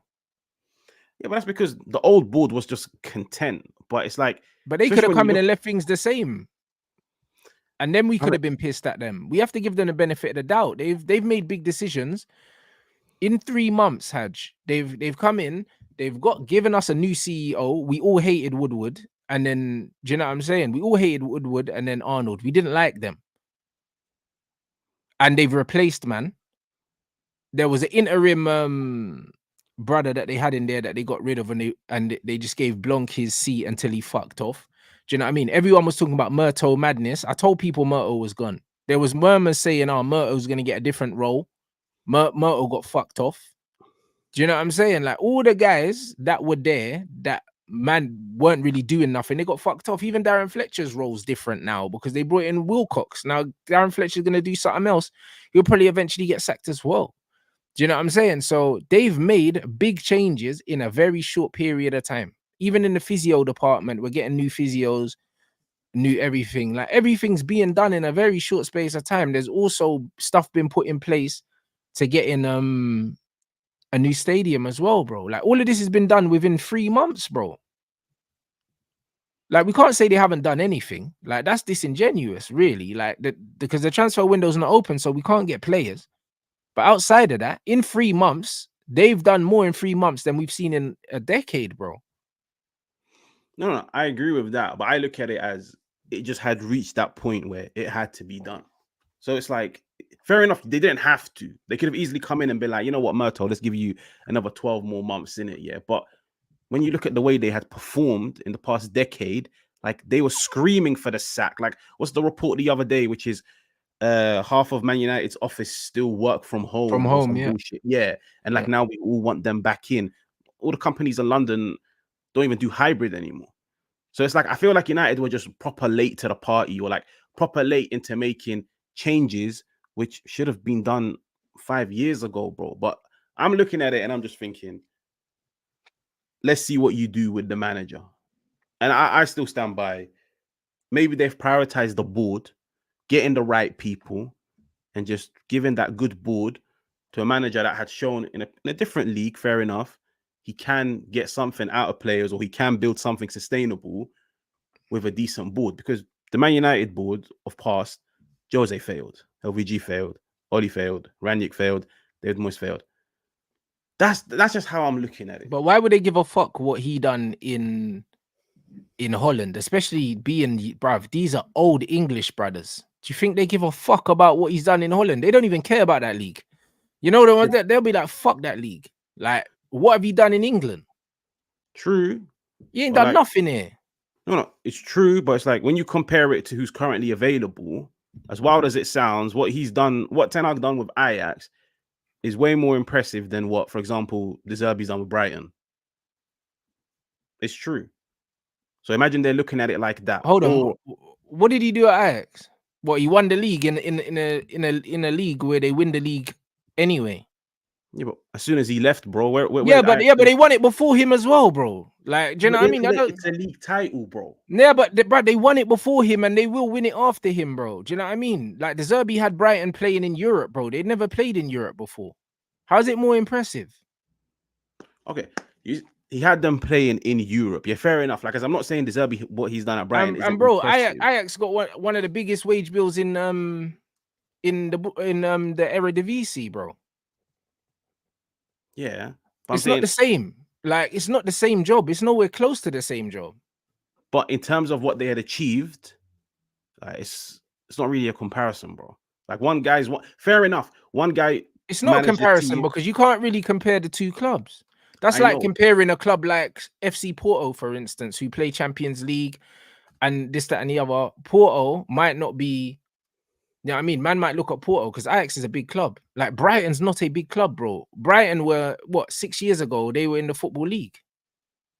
No, I know. As in, like, you can't compare it because, like, Ajax are supposed to win the league titles. Brighton aren't. But I'm saying at the end of the They're not day, even supposed to play in Europe. cool. And they showed that. But at the end of the day, winning a league title, playing possession-based football, getting to a Champions League semi-final, bro, it's impressive. Like, regardless of what we think of the manager, how much we dislike him, it's impressive. Like, there's a reason why when he got appointed, we were over the moon. Because it was impressive what he done over there. So that's why I think they look at it and think, like, he's shown he can build a team that can compete for a title season after season, that can impose itself in European football. Fair enough, De Zerbi hasn't had that opportunity yet, but it does mean Ten Hag has a bit more experience in the bank than a De Zerbi. So that's why, like, it's a gamble in two different ways. I hear that. They've got two very different experiences. Do you know what I'm saying? Very different experiences. Look at the ball, bro. Do you know what I'm saying? Man won four Eredivisie titles at Ajax. It doesn't mean nothing. He done fuck all in England. So again, like looking at what Ten Hag done in at Ajax, it's not impressive when you look at what the ball did. It's just not impressive at all. And obviously we're doing a rebuild right now. And it's one of them things where they said that they wanted a manager to build with. It's a project. And obviously looking into what obviously De Zerbi had a project in Italy at Sassuolo. He also had a project at Shakhtar, bro. Do you know what I'm saying? And he joined a project at Brighton. And now this Man United will be another project. So as much as he hasn't won what Ten Hag's won, he's a better coach than him. I think it's obvious to see. Like if you just watch if you watch both managers' teams, you can see which team's better coached. We saw it yesterday against Brighton. They just didn't have the quality to put us away, but they were opening us up at will. So, yeah, I mean, I think comparing the two managers in terms of where they've been, I don't think that's a fair way to compare them. This Bayern Munich are currently in talks with Thomas Frank is crazy if this is happening. Would you make a Frank? Because I think he's a decent manager, but he's been linked to the United and now fucking Bayern Munich. I don't think he's that good of a manager to be linked to teams of that caliber. I think he's all right, but I think he's definitely earned a move higher than Brentford. Bayern Munich, sure. I don't know about that. Like, that's exactly. It's a bit too much. But bro, I'll be honest, like every team is going to have to take a gamble this summer. To be fair, every signing, every managerial recruitment is a gamble. Whatever you do in life is a gamble. Like, there's no guarantees. But I look at the transfer market. I look at the manager market, and I'm like, Bayern are going to take a mad gamble this year because everyone's turned them down. United are taking a mad gamble, by the way. Chelsea, if they get rid of Poch, taking a mad gamble. And bro, they're probably looking at it and thinking, listen, Thomas Frank, you done your thing at Brentford. Chelsea don't get rid of Poch just because of what's out there, innit? But bro, they're saying even Kompany was discussed. Bro, I'll be honest, Vincent Kompany's not a bad coach, bro. Do you know what I'm saying? He's not a bad coach. He didn't deserve to get sacked. Burnley didn't spend no money. They sold their best players coming up to the league. They were always going down. And no surprise that all three teams came up, went down. They didn't spend enough money. If you want to stay in the Premier League, you got to spend bread. It's the only way. It's the only way to stay up. Yeah, but it's like, bro, you for example, like you look at Chris Wilder's Sheffield United. They didn't spend any money, but I think they finished 11th. I don't think Kompany's that. Didn't they get relegated the following year? They survived one season. And he got sacked. Survive a season. Kompany didn't survive a season, bro. Yeah, and again, and stylistically they played completely different as well. You know what I mean? Kompany had them man playing good football, bro. Like, what are we doing? We got outplayed by Burnley twice. Like, even he's a better fucking coach than Ten Hag, bro. Like, what the hell? I'm not gonna with Kompany. I'm not gonna say I sat down and watched a lot of Burnley games. You watched them play us though and bop us both times though. You saw that. Yeah, but I know you saw that. Every team's bopped us though. Nah, but they play some actual good football though, bro. It's not an accident. I don't know. With company, it's like I feel like it's a bit overhyped because like of Pep and the fact that last year he played possession based. Fam, I'll be honest. Like, isn't McKenna doing that with Ipswich? I'm curious to see how McKenna does next year in the Prem because I was hearing Now I company. think they're gonna get smoked next year still. However, McKenna's done his thing, innit? He's done his thing. He's got them playing decent football. But he was coaching at Man United. So it is what it is. We know that him and Carrick were coaching because they told us. They told us. Under Ollie, Carrick and McKenna were coaching the sessions. Ollie wasn't coaching. He was doing the Sir Alex Ferguson thing, standing on the side. He wasn't coaching. And we got smoked with them two coaching us. No, So wasn't it? Wasn't it it the was other way them. around? No, it was them two coaching, bro. It was them two coaching, and he was picking the team. Ollie wasn't coaching. I read similar, but I think they were coaching. But Ollie picked the team. wouldn't- I think Ollie wouldn't take on board all of the things that they were telling him. So, for example, he might take 50% and then leave the other 50% for his own judgment. But Yeah, nah, but they McKenna's done planned all they right. planned the sessions, they coached the team. They did. And you could see it because remember, as soon as remember when Carrick, I think Carrick took over. When did Carrick take over interim? Was that after Ollie? Or after Ollie? And you could see the team that Carrick was playing was not the team that Ollie was playing. So you could tell that Carrick definitely was coaching the team. You know what I'm saying? Because he knew where to play who and what to do. So it's one of them ones where them two coached, but flipping Ole Gunnar Solskjaer picked the team, innit? And obviously Ollie thought he was playing championship manager, bruv. Like that's just all it was. Like he wasn't good at picking the team. He picked his favorites, but them two were coaching.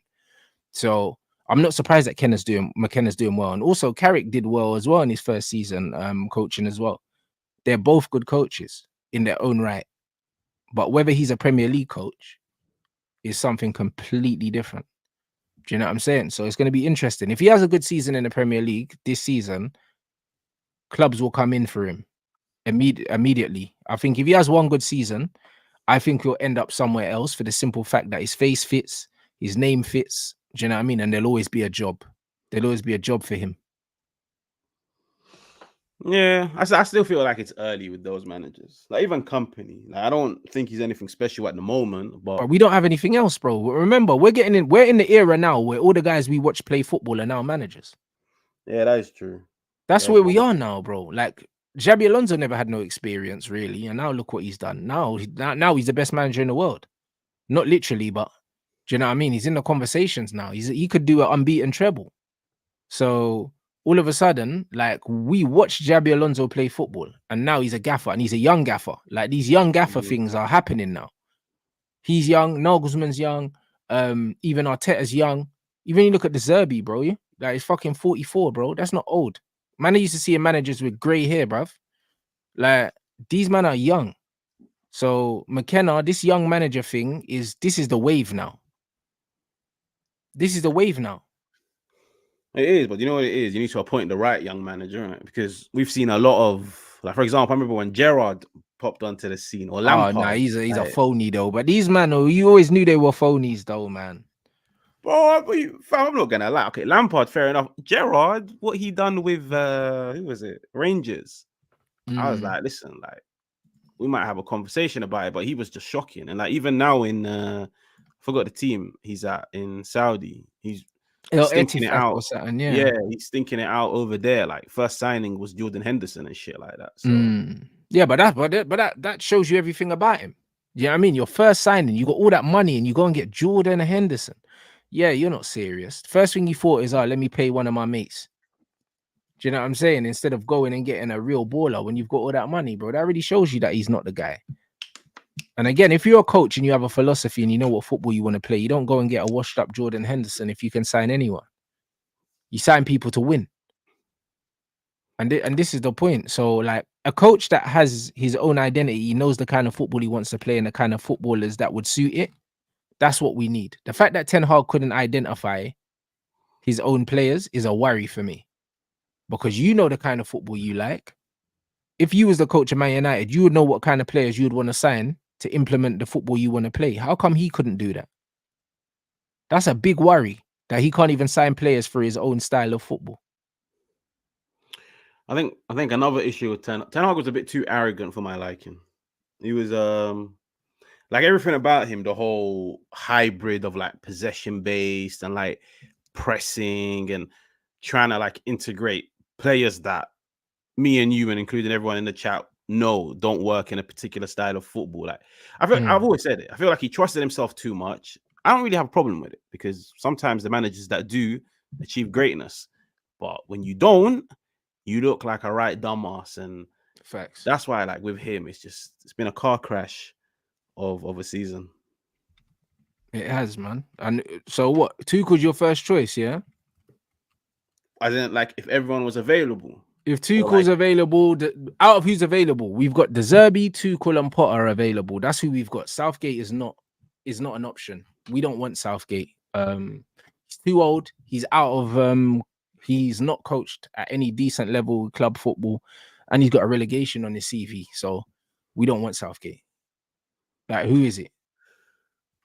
do you know what it is? I like De Zerbi. I'll be honest, innit? I like my only question mark of De Zerbi. I remember even me and you, like we discussed it a few months ago. I still stand by it. I think all of his principles are on the ball. He doesn't pay much attention to his principles off the ball, and I don't even think it's personnel. It's just I don't agree. You know, off the ball is man for man, very similar to Bielsa. That's the principle. The principle is man to man, aggressive off the ball. That's the principle. That is the principle. Do you know what I mean? But we've seen with Bielsa as well. When it works, you win 6-0. When it doesn't work, you lose 4-0. Like, we've seen it. Do you know what I mean? With better players, that is less of a problem. But that's the principles man for man. yeah, but bro, that's as in like that's one side of it. The whole man-to-man thing, I'll be honest, I can't think of any team that can do like, for example, what's a team that has a relatively physical backline? Liverpool. Liverpool do man-to-man sometimes. They concede goals. And I'll be honest, people admire it with De Zerbi because he's at Brighton. If he comes to Man United, bro, and we're losing 4-0 to Luton, your head will be on Mars, fam. I know it. It's And similar. It's similar to Tottenham as well. The way Tottenham, everyone complains about the high line and the pressing and all these other things. But at the end of the day, like, it is what it is. Same with Alonso. Look at Alonso, bro. Their line is one of the highest lines I've ever seen in my life, bro. I've seen all 11 players literally on the edge of the box, blood. Did you watch the game against West Ham? Their line is a joke, bro. Like, if one pass breaks that, everyone's stuck. Like, but it's one of them ones. They're so good in possession and they react so quickly out of possession that they don't get punished for it. But it's mad risky, bro. It's mad risky.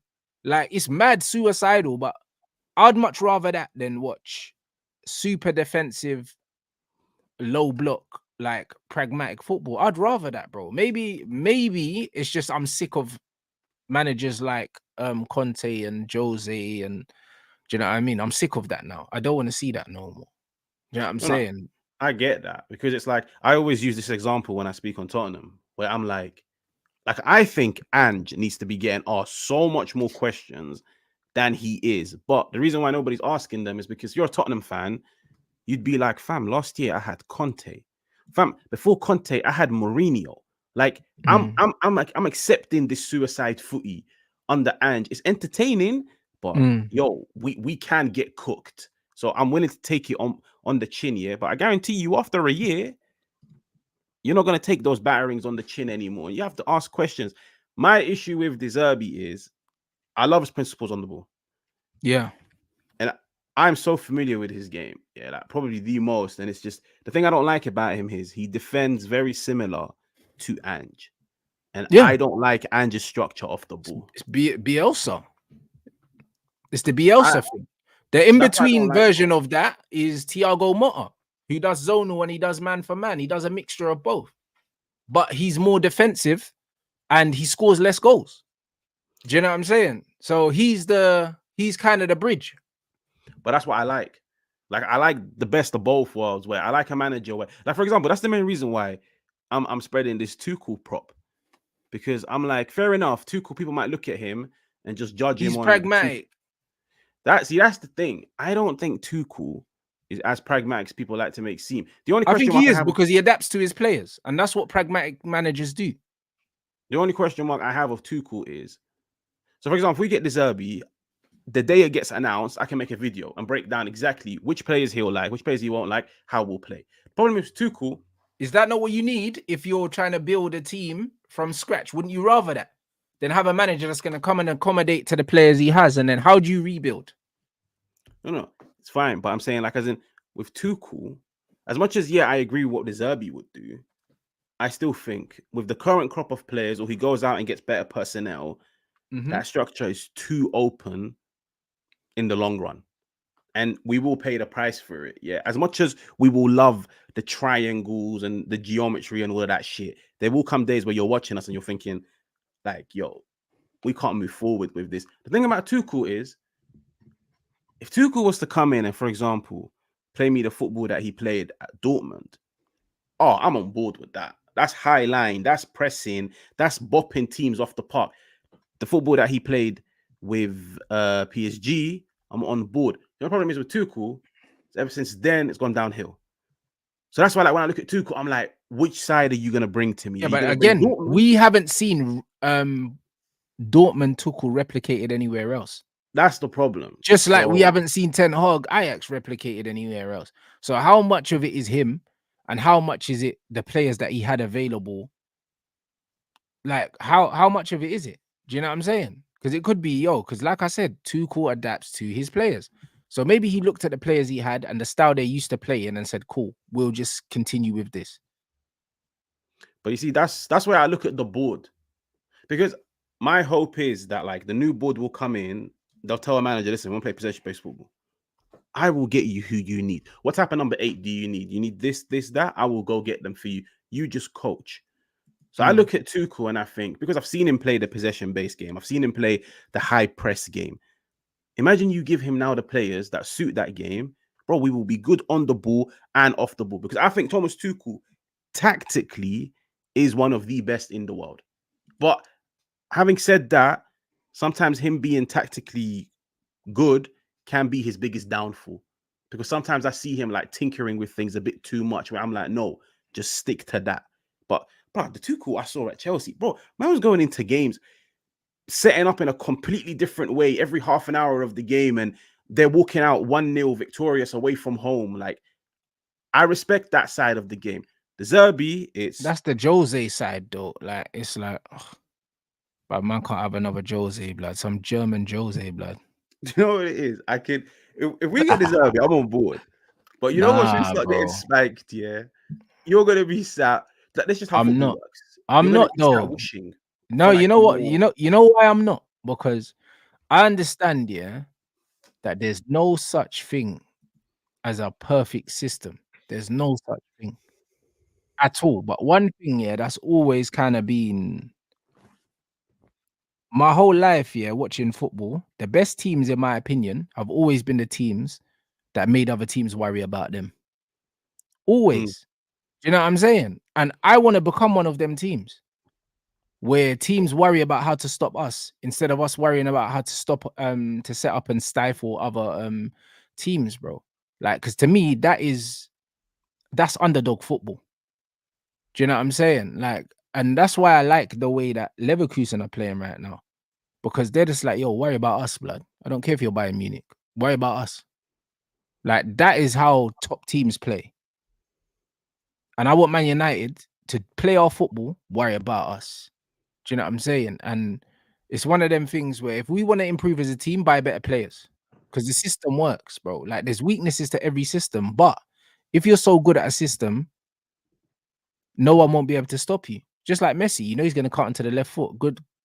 Yeah, good luck stopping him. That's it. That's just what it is. Good luck stopping him. Like, everyone knows what Pep's going to do all the time. Like, bro, he plays the same football all the time, but most of the time he still wins, bro. Because he's just got better players than everyone else. That's just what. That's You know true. what I mean? Because, bro, like, I know how to set up against Man City. I've watched Pep play. I know that direct football, yeah, bypassing the first press, going long, being physical, yeah, is the best way to beat them, bro.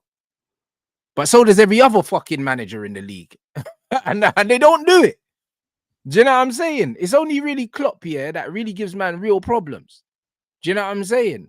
But everyone knows how to do it. But it's one thing fucking knowing, and it's another thing being able to execute.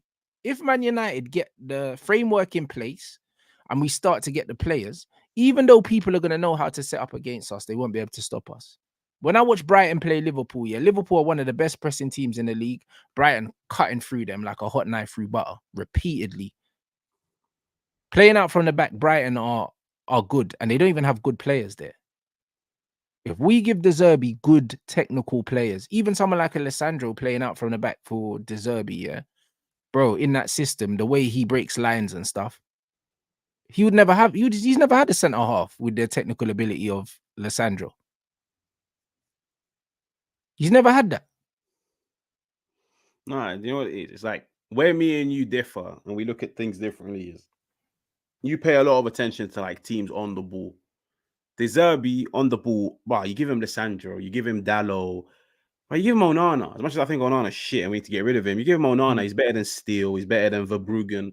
Like the team will definitely improve from technical aspect. The team, you compare the football we play on the De Zerbi than Ten Hag, we will look way better. Like way better. Yeah. But the problem is, bro, I need a balance. And the thing is, De Zerbi's shown me. I only really watched him at Sassuolo and Brighton. There is no balance. So it's high risk. In the modern game, everyone loves high risk. Yeah, but Alonso's high risk. So what, you don't rate Alonso's thing either? No, but the thing is about Alonso, bro, is when they lose the ball, they are so good. Like, by the way, the difference between De Zerbi and Alonso is Alonso's off the ball structure. Alonso's got way better players as well, though, on the ball. So they don't lose the ball in areas that Brighton lose the ball. Because remember, possession is the best form of defense. Brighton don't have good enough players on the ball, yeah, to keep the ball, and they lose the ball in not even high pressure situations. If you look at a lot of the goals they concede, yeah, it's players losing the ball, yeah, just because they're not very good on the ball. Like, not because they're under loads of pressure. Like, better players play through that pressure, bro. No, it's same with Tottenham. Tottenham, how many times in a game do you see Tottenham try and play out from the back and lose it on the edge of their own box? It happens bare. No, as in, it's true. Like, if you want to be successful, you have to play some form of high risk football. I completely understand that. The problem is when I look at Alonso, it's high risk, but let's be real. Like, ball retention is a form of defense, but no team is going to go out there and dominate the ball 100%. Like, it rarely ever happens. There will be times where you lose the ball. That's where your defensive structure gets questioned. When I look at Brighton, when they lose the ball, Brighton don't look good. Tottenham, when they lose the ball, and like I said, the two similarities between them is their second line of defense, they like to play with two players. Alonso plays with three. That extra body makes a massive difference. That's the only question mark I have of De Zerbi, because I'm like, whether it's you, whether it's Ange, whether it's Pep, me personally, I don't like any manager where their second line is two, because you're always going to be outnumbered by teams that play 4-3-3, because it's already a 2v3. There's a reason why Tottenham lost 4-0 or 5-0 to Newcastle. Go look at the highlights. Every single goal, fair enough, some of them came from mistakes. Every single goal is Barnes, Gordon, Isaac versus Van de Ven and Romero. That's my question mark with De Zerbi, because I'm like, you bring this to Man United on the ball mint. When we lose the ball, we are in a shit ton of trouble. When you don't have the ball, I have to question how you set up the team off the ball. Alonso sets them up amazing. De Zerbi, not the best, bro. So that's why for me, I edge towards Tuchel, where I'm like, safe on the ball, massive gamble. If I get Dortmund ball, I'm happy. But if I get Chelsea, I'll be disappointed. And then we'll want him out. But the thing is, bro, the one thing I'm guaranteed to get from him is off the ball, we'll probably be the best in the league. And at the end of the day, I just want to win. I'll be honest, like, it might sound crazy. I don't need to play champagne footy to win. I just want to win. Yeah, see, I need both, but I need the football more than I need to win. Yeah, I'm the opposite. We won a trophy last season and I'm not happy, bro. Like, bro, I'll take 2 trophyless seasons right now, yeah, to see some unbelievable football, yeah, and us just to finish in the top 4 for 2 seasons. Give me top 4 for 2 seasons and champagne football. I'll take that right now. I'll take that right now. You take Arsenal. Yeah, So absolutely. I'd take what Arsenal are doing, but not better football than what they're playing though. Like the Zerbi ball, I rather watch than Arteta ball, bro. Arsenal this season are a bit more pragmatic. They were scoring goals, but nah.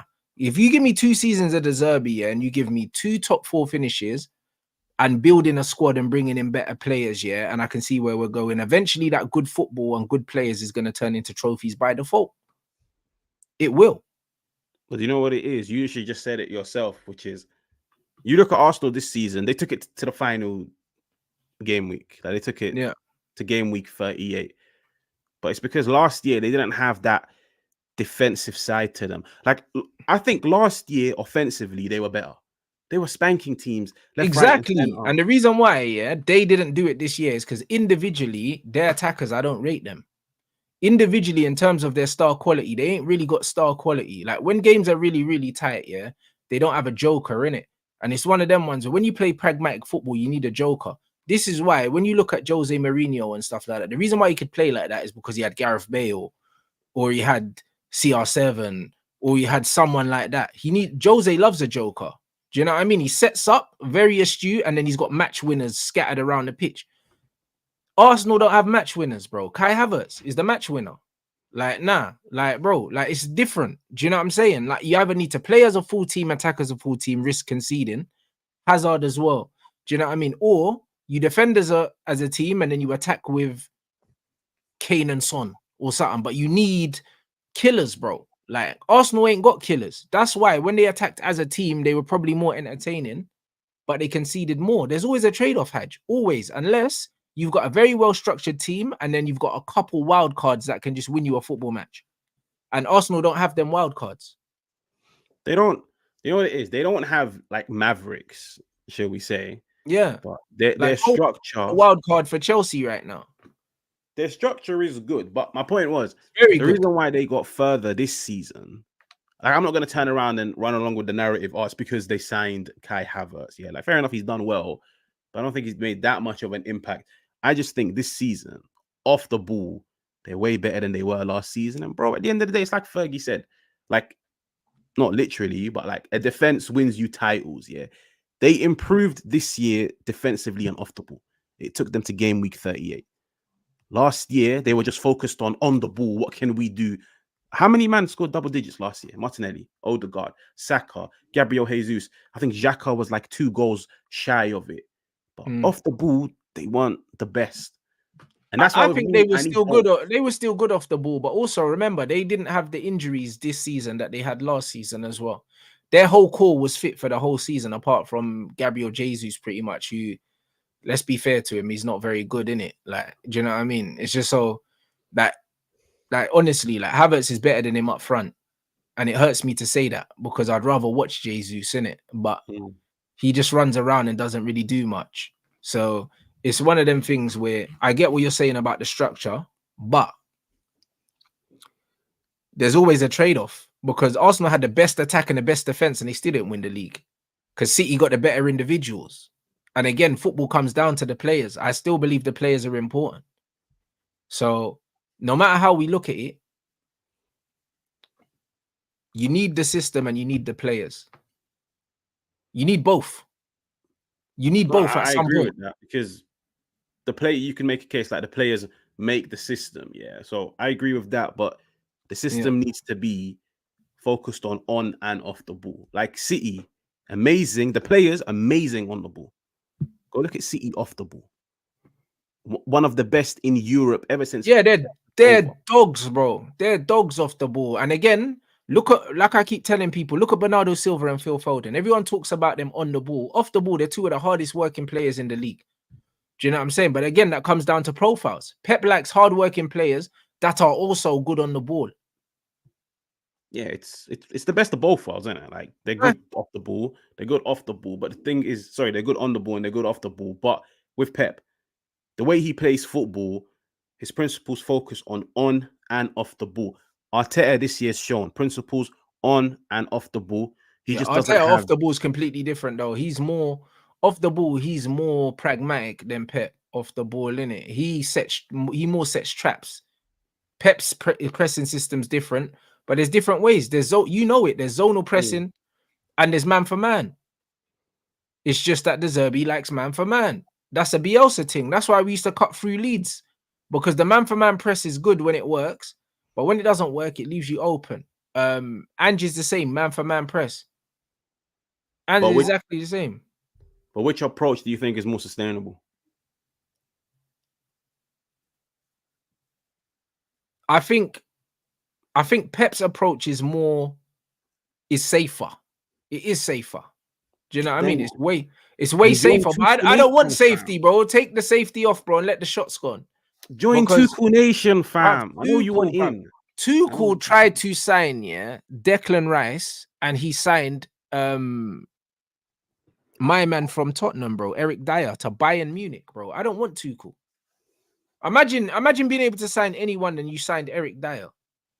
And he tried to sign Kieran Trippier as well, bro. This guy's gonna sign fucking terrorists, bro, if he gets the Man United job.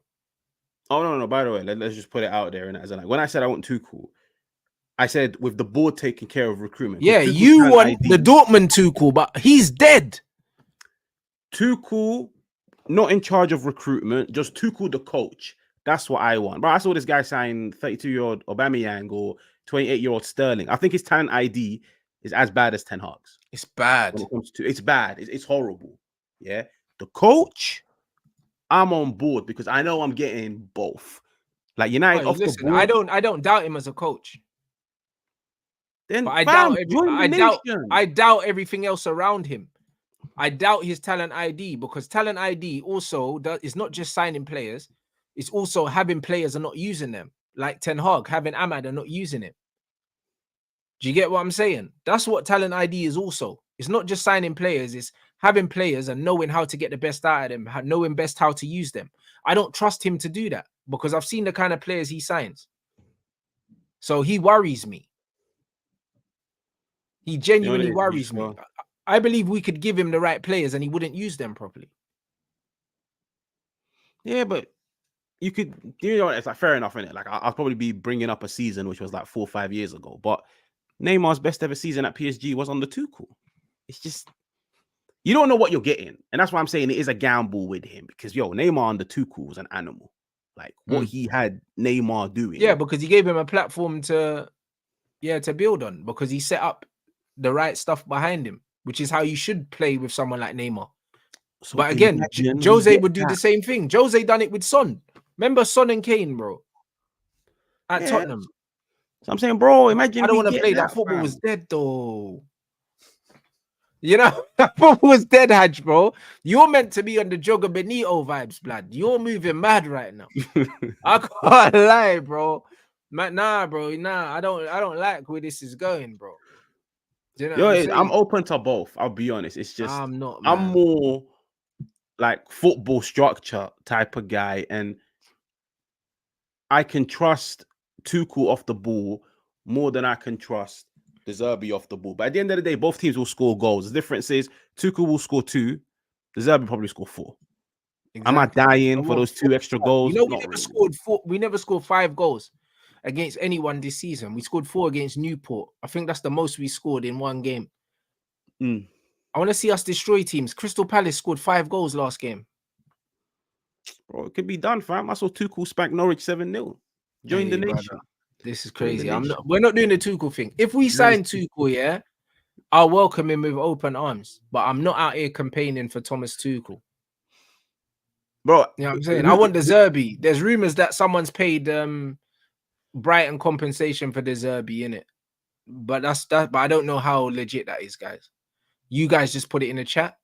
Do you know what I'm saying? And we just need to see, bro. Like De Zerbi's out here saying, listen, if I'm on my couch for 6 months, I don't care, innit? But someone's saying that behind the scenes, the money's been paid already, innit? So, like, we don't know who it is, man.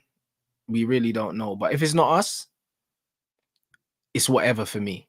I'll be real. It's whatever for me. I know that Ten Hag's gone, though. I know that much. So it is what it is, isn't it? Some Italian thing is saying this, bro. Was it unnamed club paid Brian for the conversation? I don't know, bro.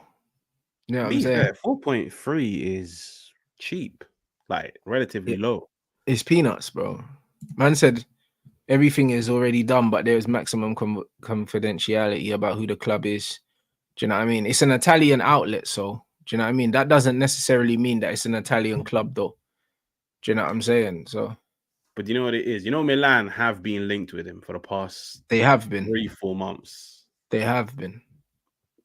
Yeah, I'm saying if it's AC Milan, oh my days, then we're watching Serie A next season, bruv. Because, bro, if Motta's at Juve and the Zerbi's at AC, It'll be good. bro, oh my days. And then you got Inzaghi at Inter. Yeah, that's the league, you know, next season. If he goes AC Milan, that's the league to watch. Serie A has always been the league. It's just It just hasn't had the names because they don't have the money no more. They ain't got the mafia money no more. They had the mafia money before. That's why all the big names were there. And since they can't pay the big wages no more, they're not getting the players in it. That's all it is. Do you know what I mean? But it's always been the league to watch in terms of like the level. The level's always been sick. You know what I'm saying? So it's gonna be fair, it might be Napoli, you know. And Conte to Napoli, but they were linked with though. Conte was linked there. I don't think Napoli would style of football. I don't think he goes Napoli, bro. I don't know. It's gonna be interesting because I'm not gonna lie. De Zerbi would not leave. Bearing in mind, a month ago he done an interview saying, "I love Brighton. I love the city. I love the team." And he also said he loves the Premier League. Yeah, so it wouldn't make sense for him to leave all of a sudden. But bro, you have to bear in mind, like, let's be honest. Like, fair enough, they're not what they once were, but an AC Milan pool, still a big name, yeah. Bro, you can't say no to that, fam. I'll be honest. And they have a nice team. Like Pioli is just a fraud, but they've got a nice team. This is a team that won the Scudetto 2 years ago. So I don't know. It'll be interesting. Yeah, it'll be interesting. Man said this because De Zerbi said it's his dream to manage one of the Milan teams or Juve someday. He said before he retires, he wants to manage back home. It doesn't mean now. Very true. Do you know what I'm saying? It'll be interesting to see how this works out, guys. Do you know what I mean? But yeah, man, we'll just keep an eye on it. And I'm sure there's going to be loads of foolishness. You know what it is, man. Summer stupidity, bro. We get linked to 1 million players. All of that stuff's to come. Do you know what I mean? So I just want to see the back of this FA Cup and then off-season begins, bruv. Do you know what I mean? What's your predictions anyway for the final? Do you give us any chance? Nah. I think nah, we don't have a chance. The only thing is them man look already licked. Like apparently. Oh yeah, them man are there, bro. I seen the pictures. Them man washed up, blood. Like, bro, I see Rodri was fucked. You know, them ones there, like, bro. He's been carrying them all season, blood, and then now they had to carry him out, blood. So it is what it is, bro. Because I remember watching them against Inter Milan in the final, and they were all licked. Like they were wobbly, yeah. You saw the drop off, but you know what it is? I don't think we've just got enough quality to trouble them. Like I think even if we do, by some miracle, dominate the game against them or have moments, we just don't have. Like Man United will need 4 or 5 opportunities to score that one. We're not the most efficient of teams. City are the kings of efficiency, in my opinion. So I think we lose. Fair play. You know what I mean? Big up everyone inside. Do you know what I mean? Big show. I mean, make sure you follow Hajball. The link is in the title, bro. We you got coming up this week, bro? You taking it easy in the build up or? I'll probably just have more like tactical videos, like Onslaught, Liverpool, Motta to Juve. I'll probably do like a De Zerbi breakdown of like what he'll bring to Man United, but like that type of shit. Calm. Do you know what I mean? So you lot make sure you click the link in the title. You know what I'm saying? Make sure you follow up the channel. And yeah, brother, I'll catch you guys in a bit.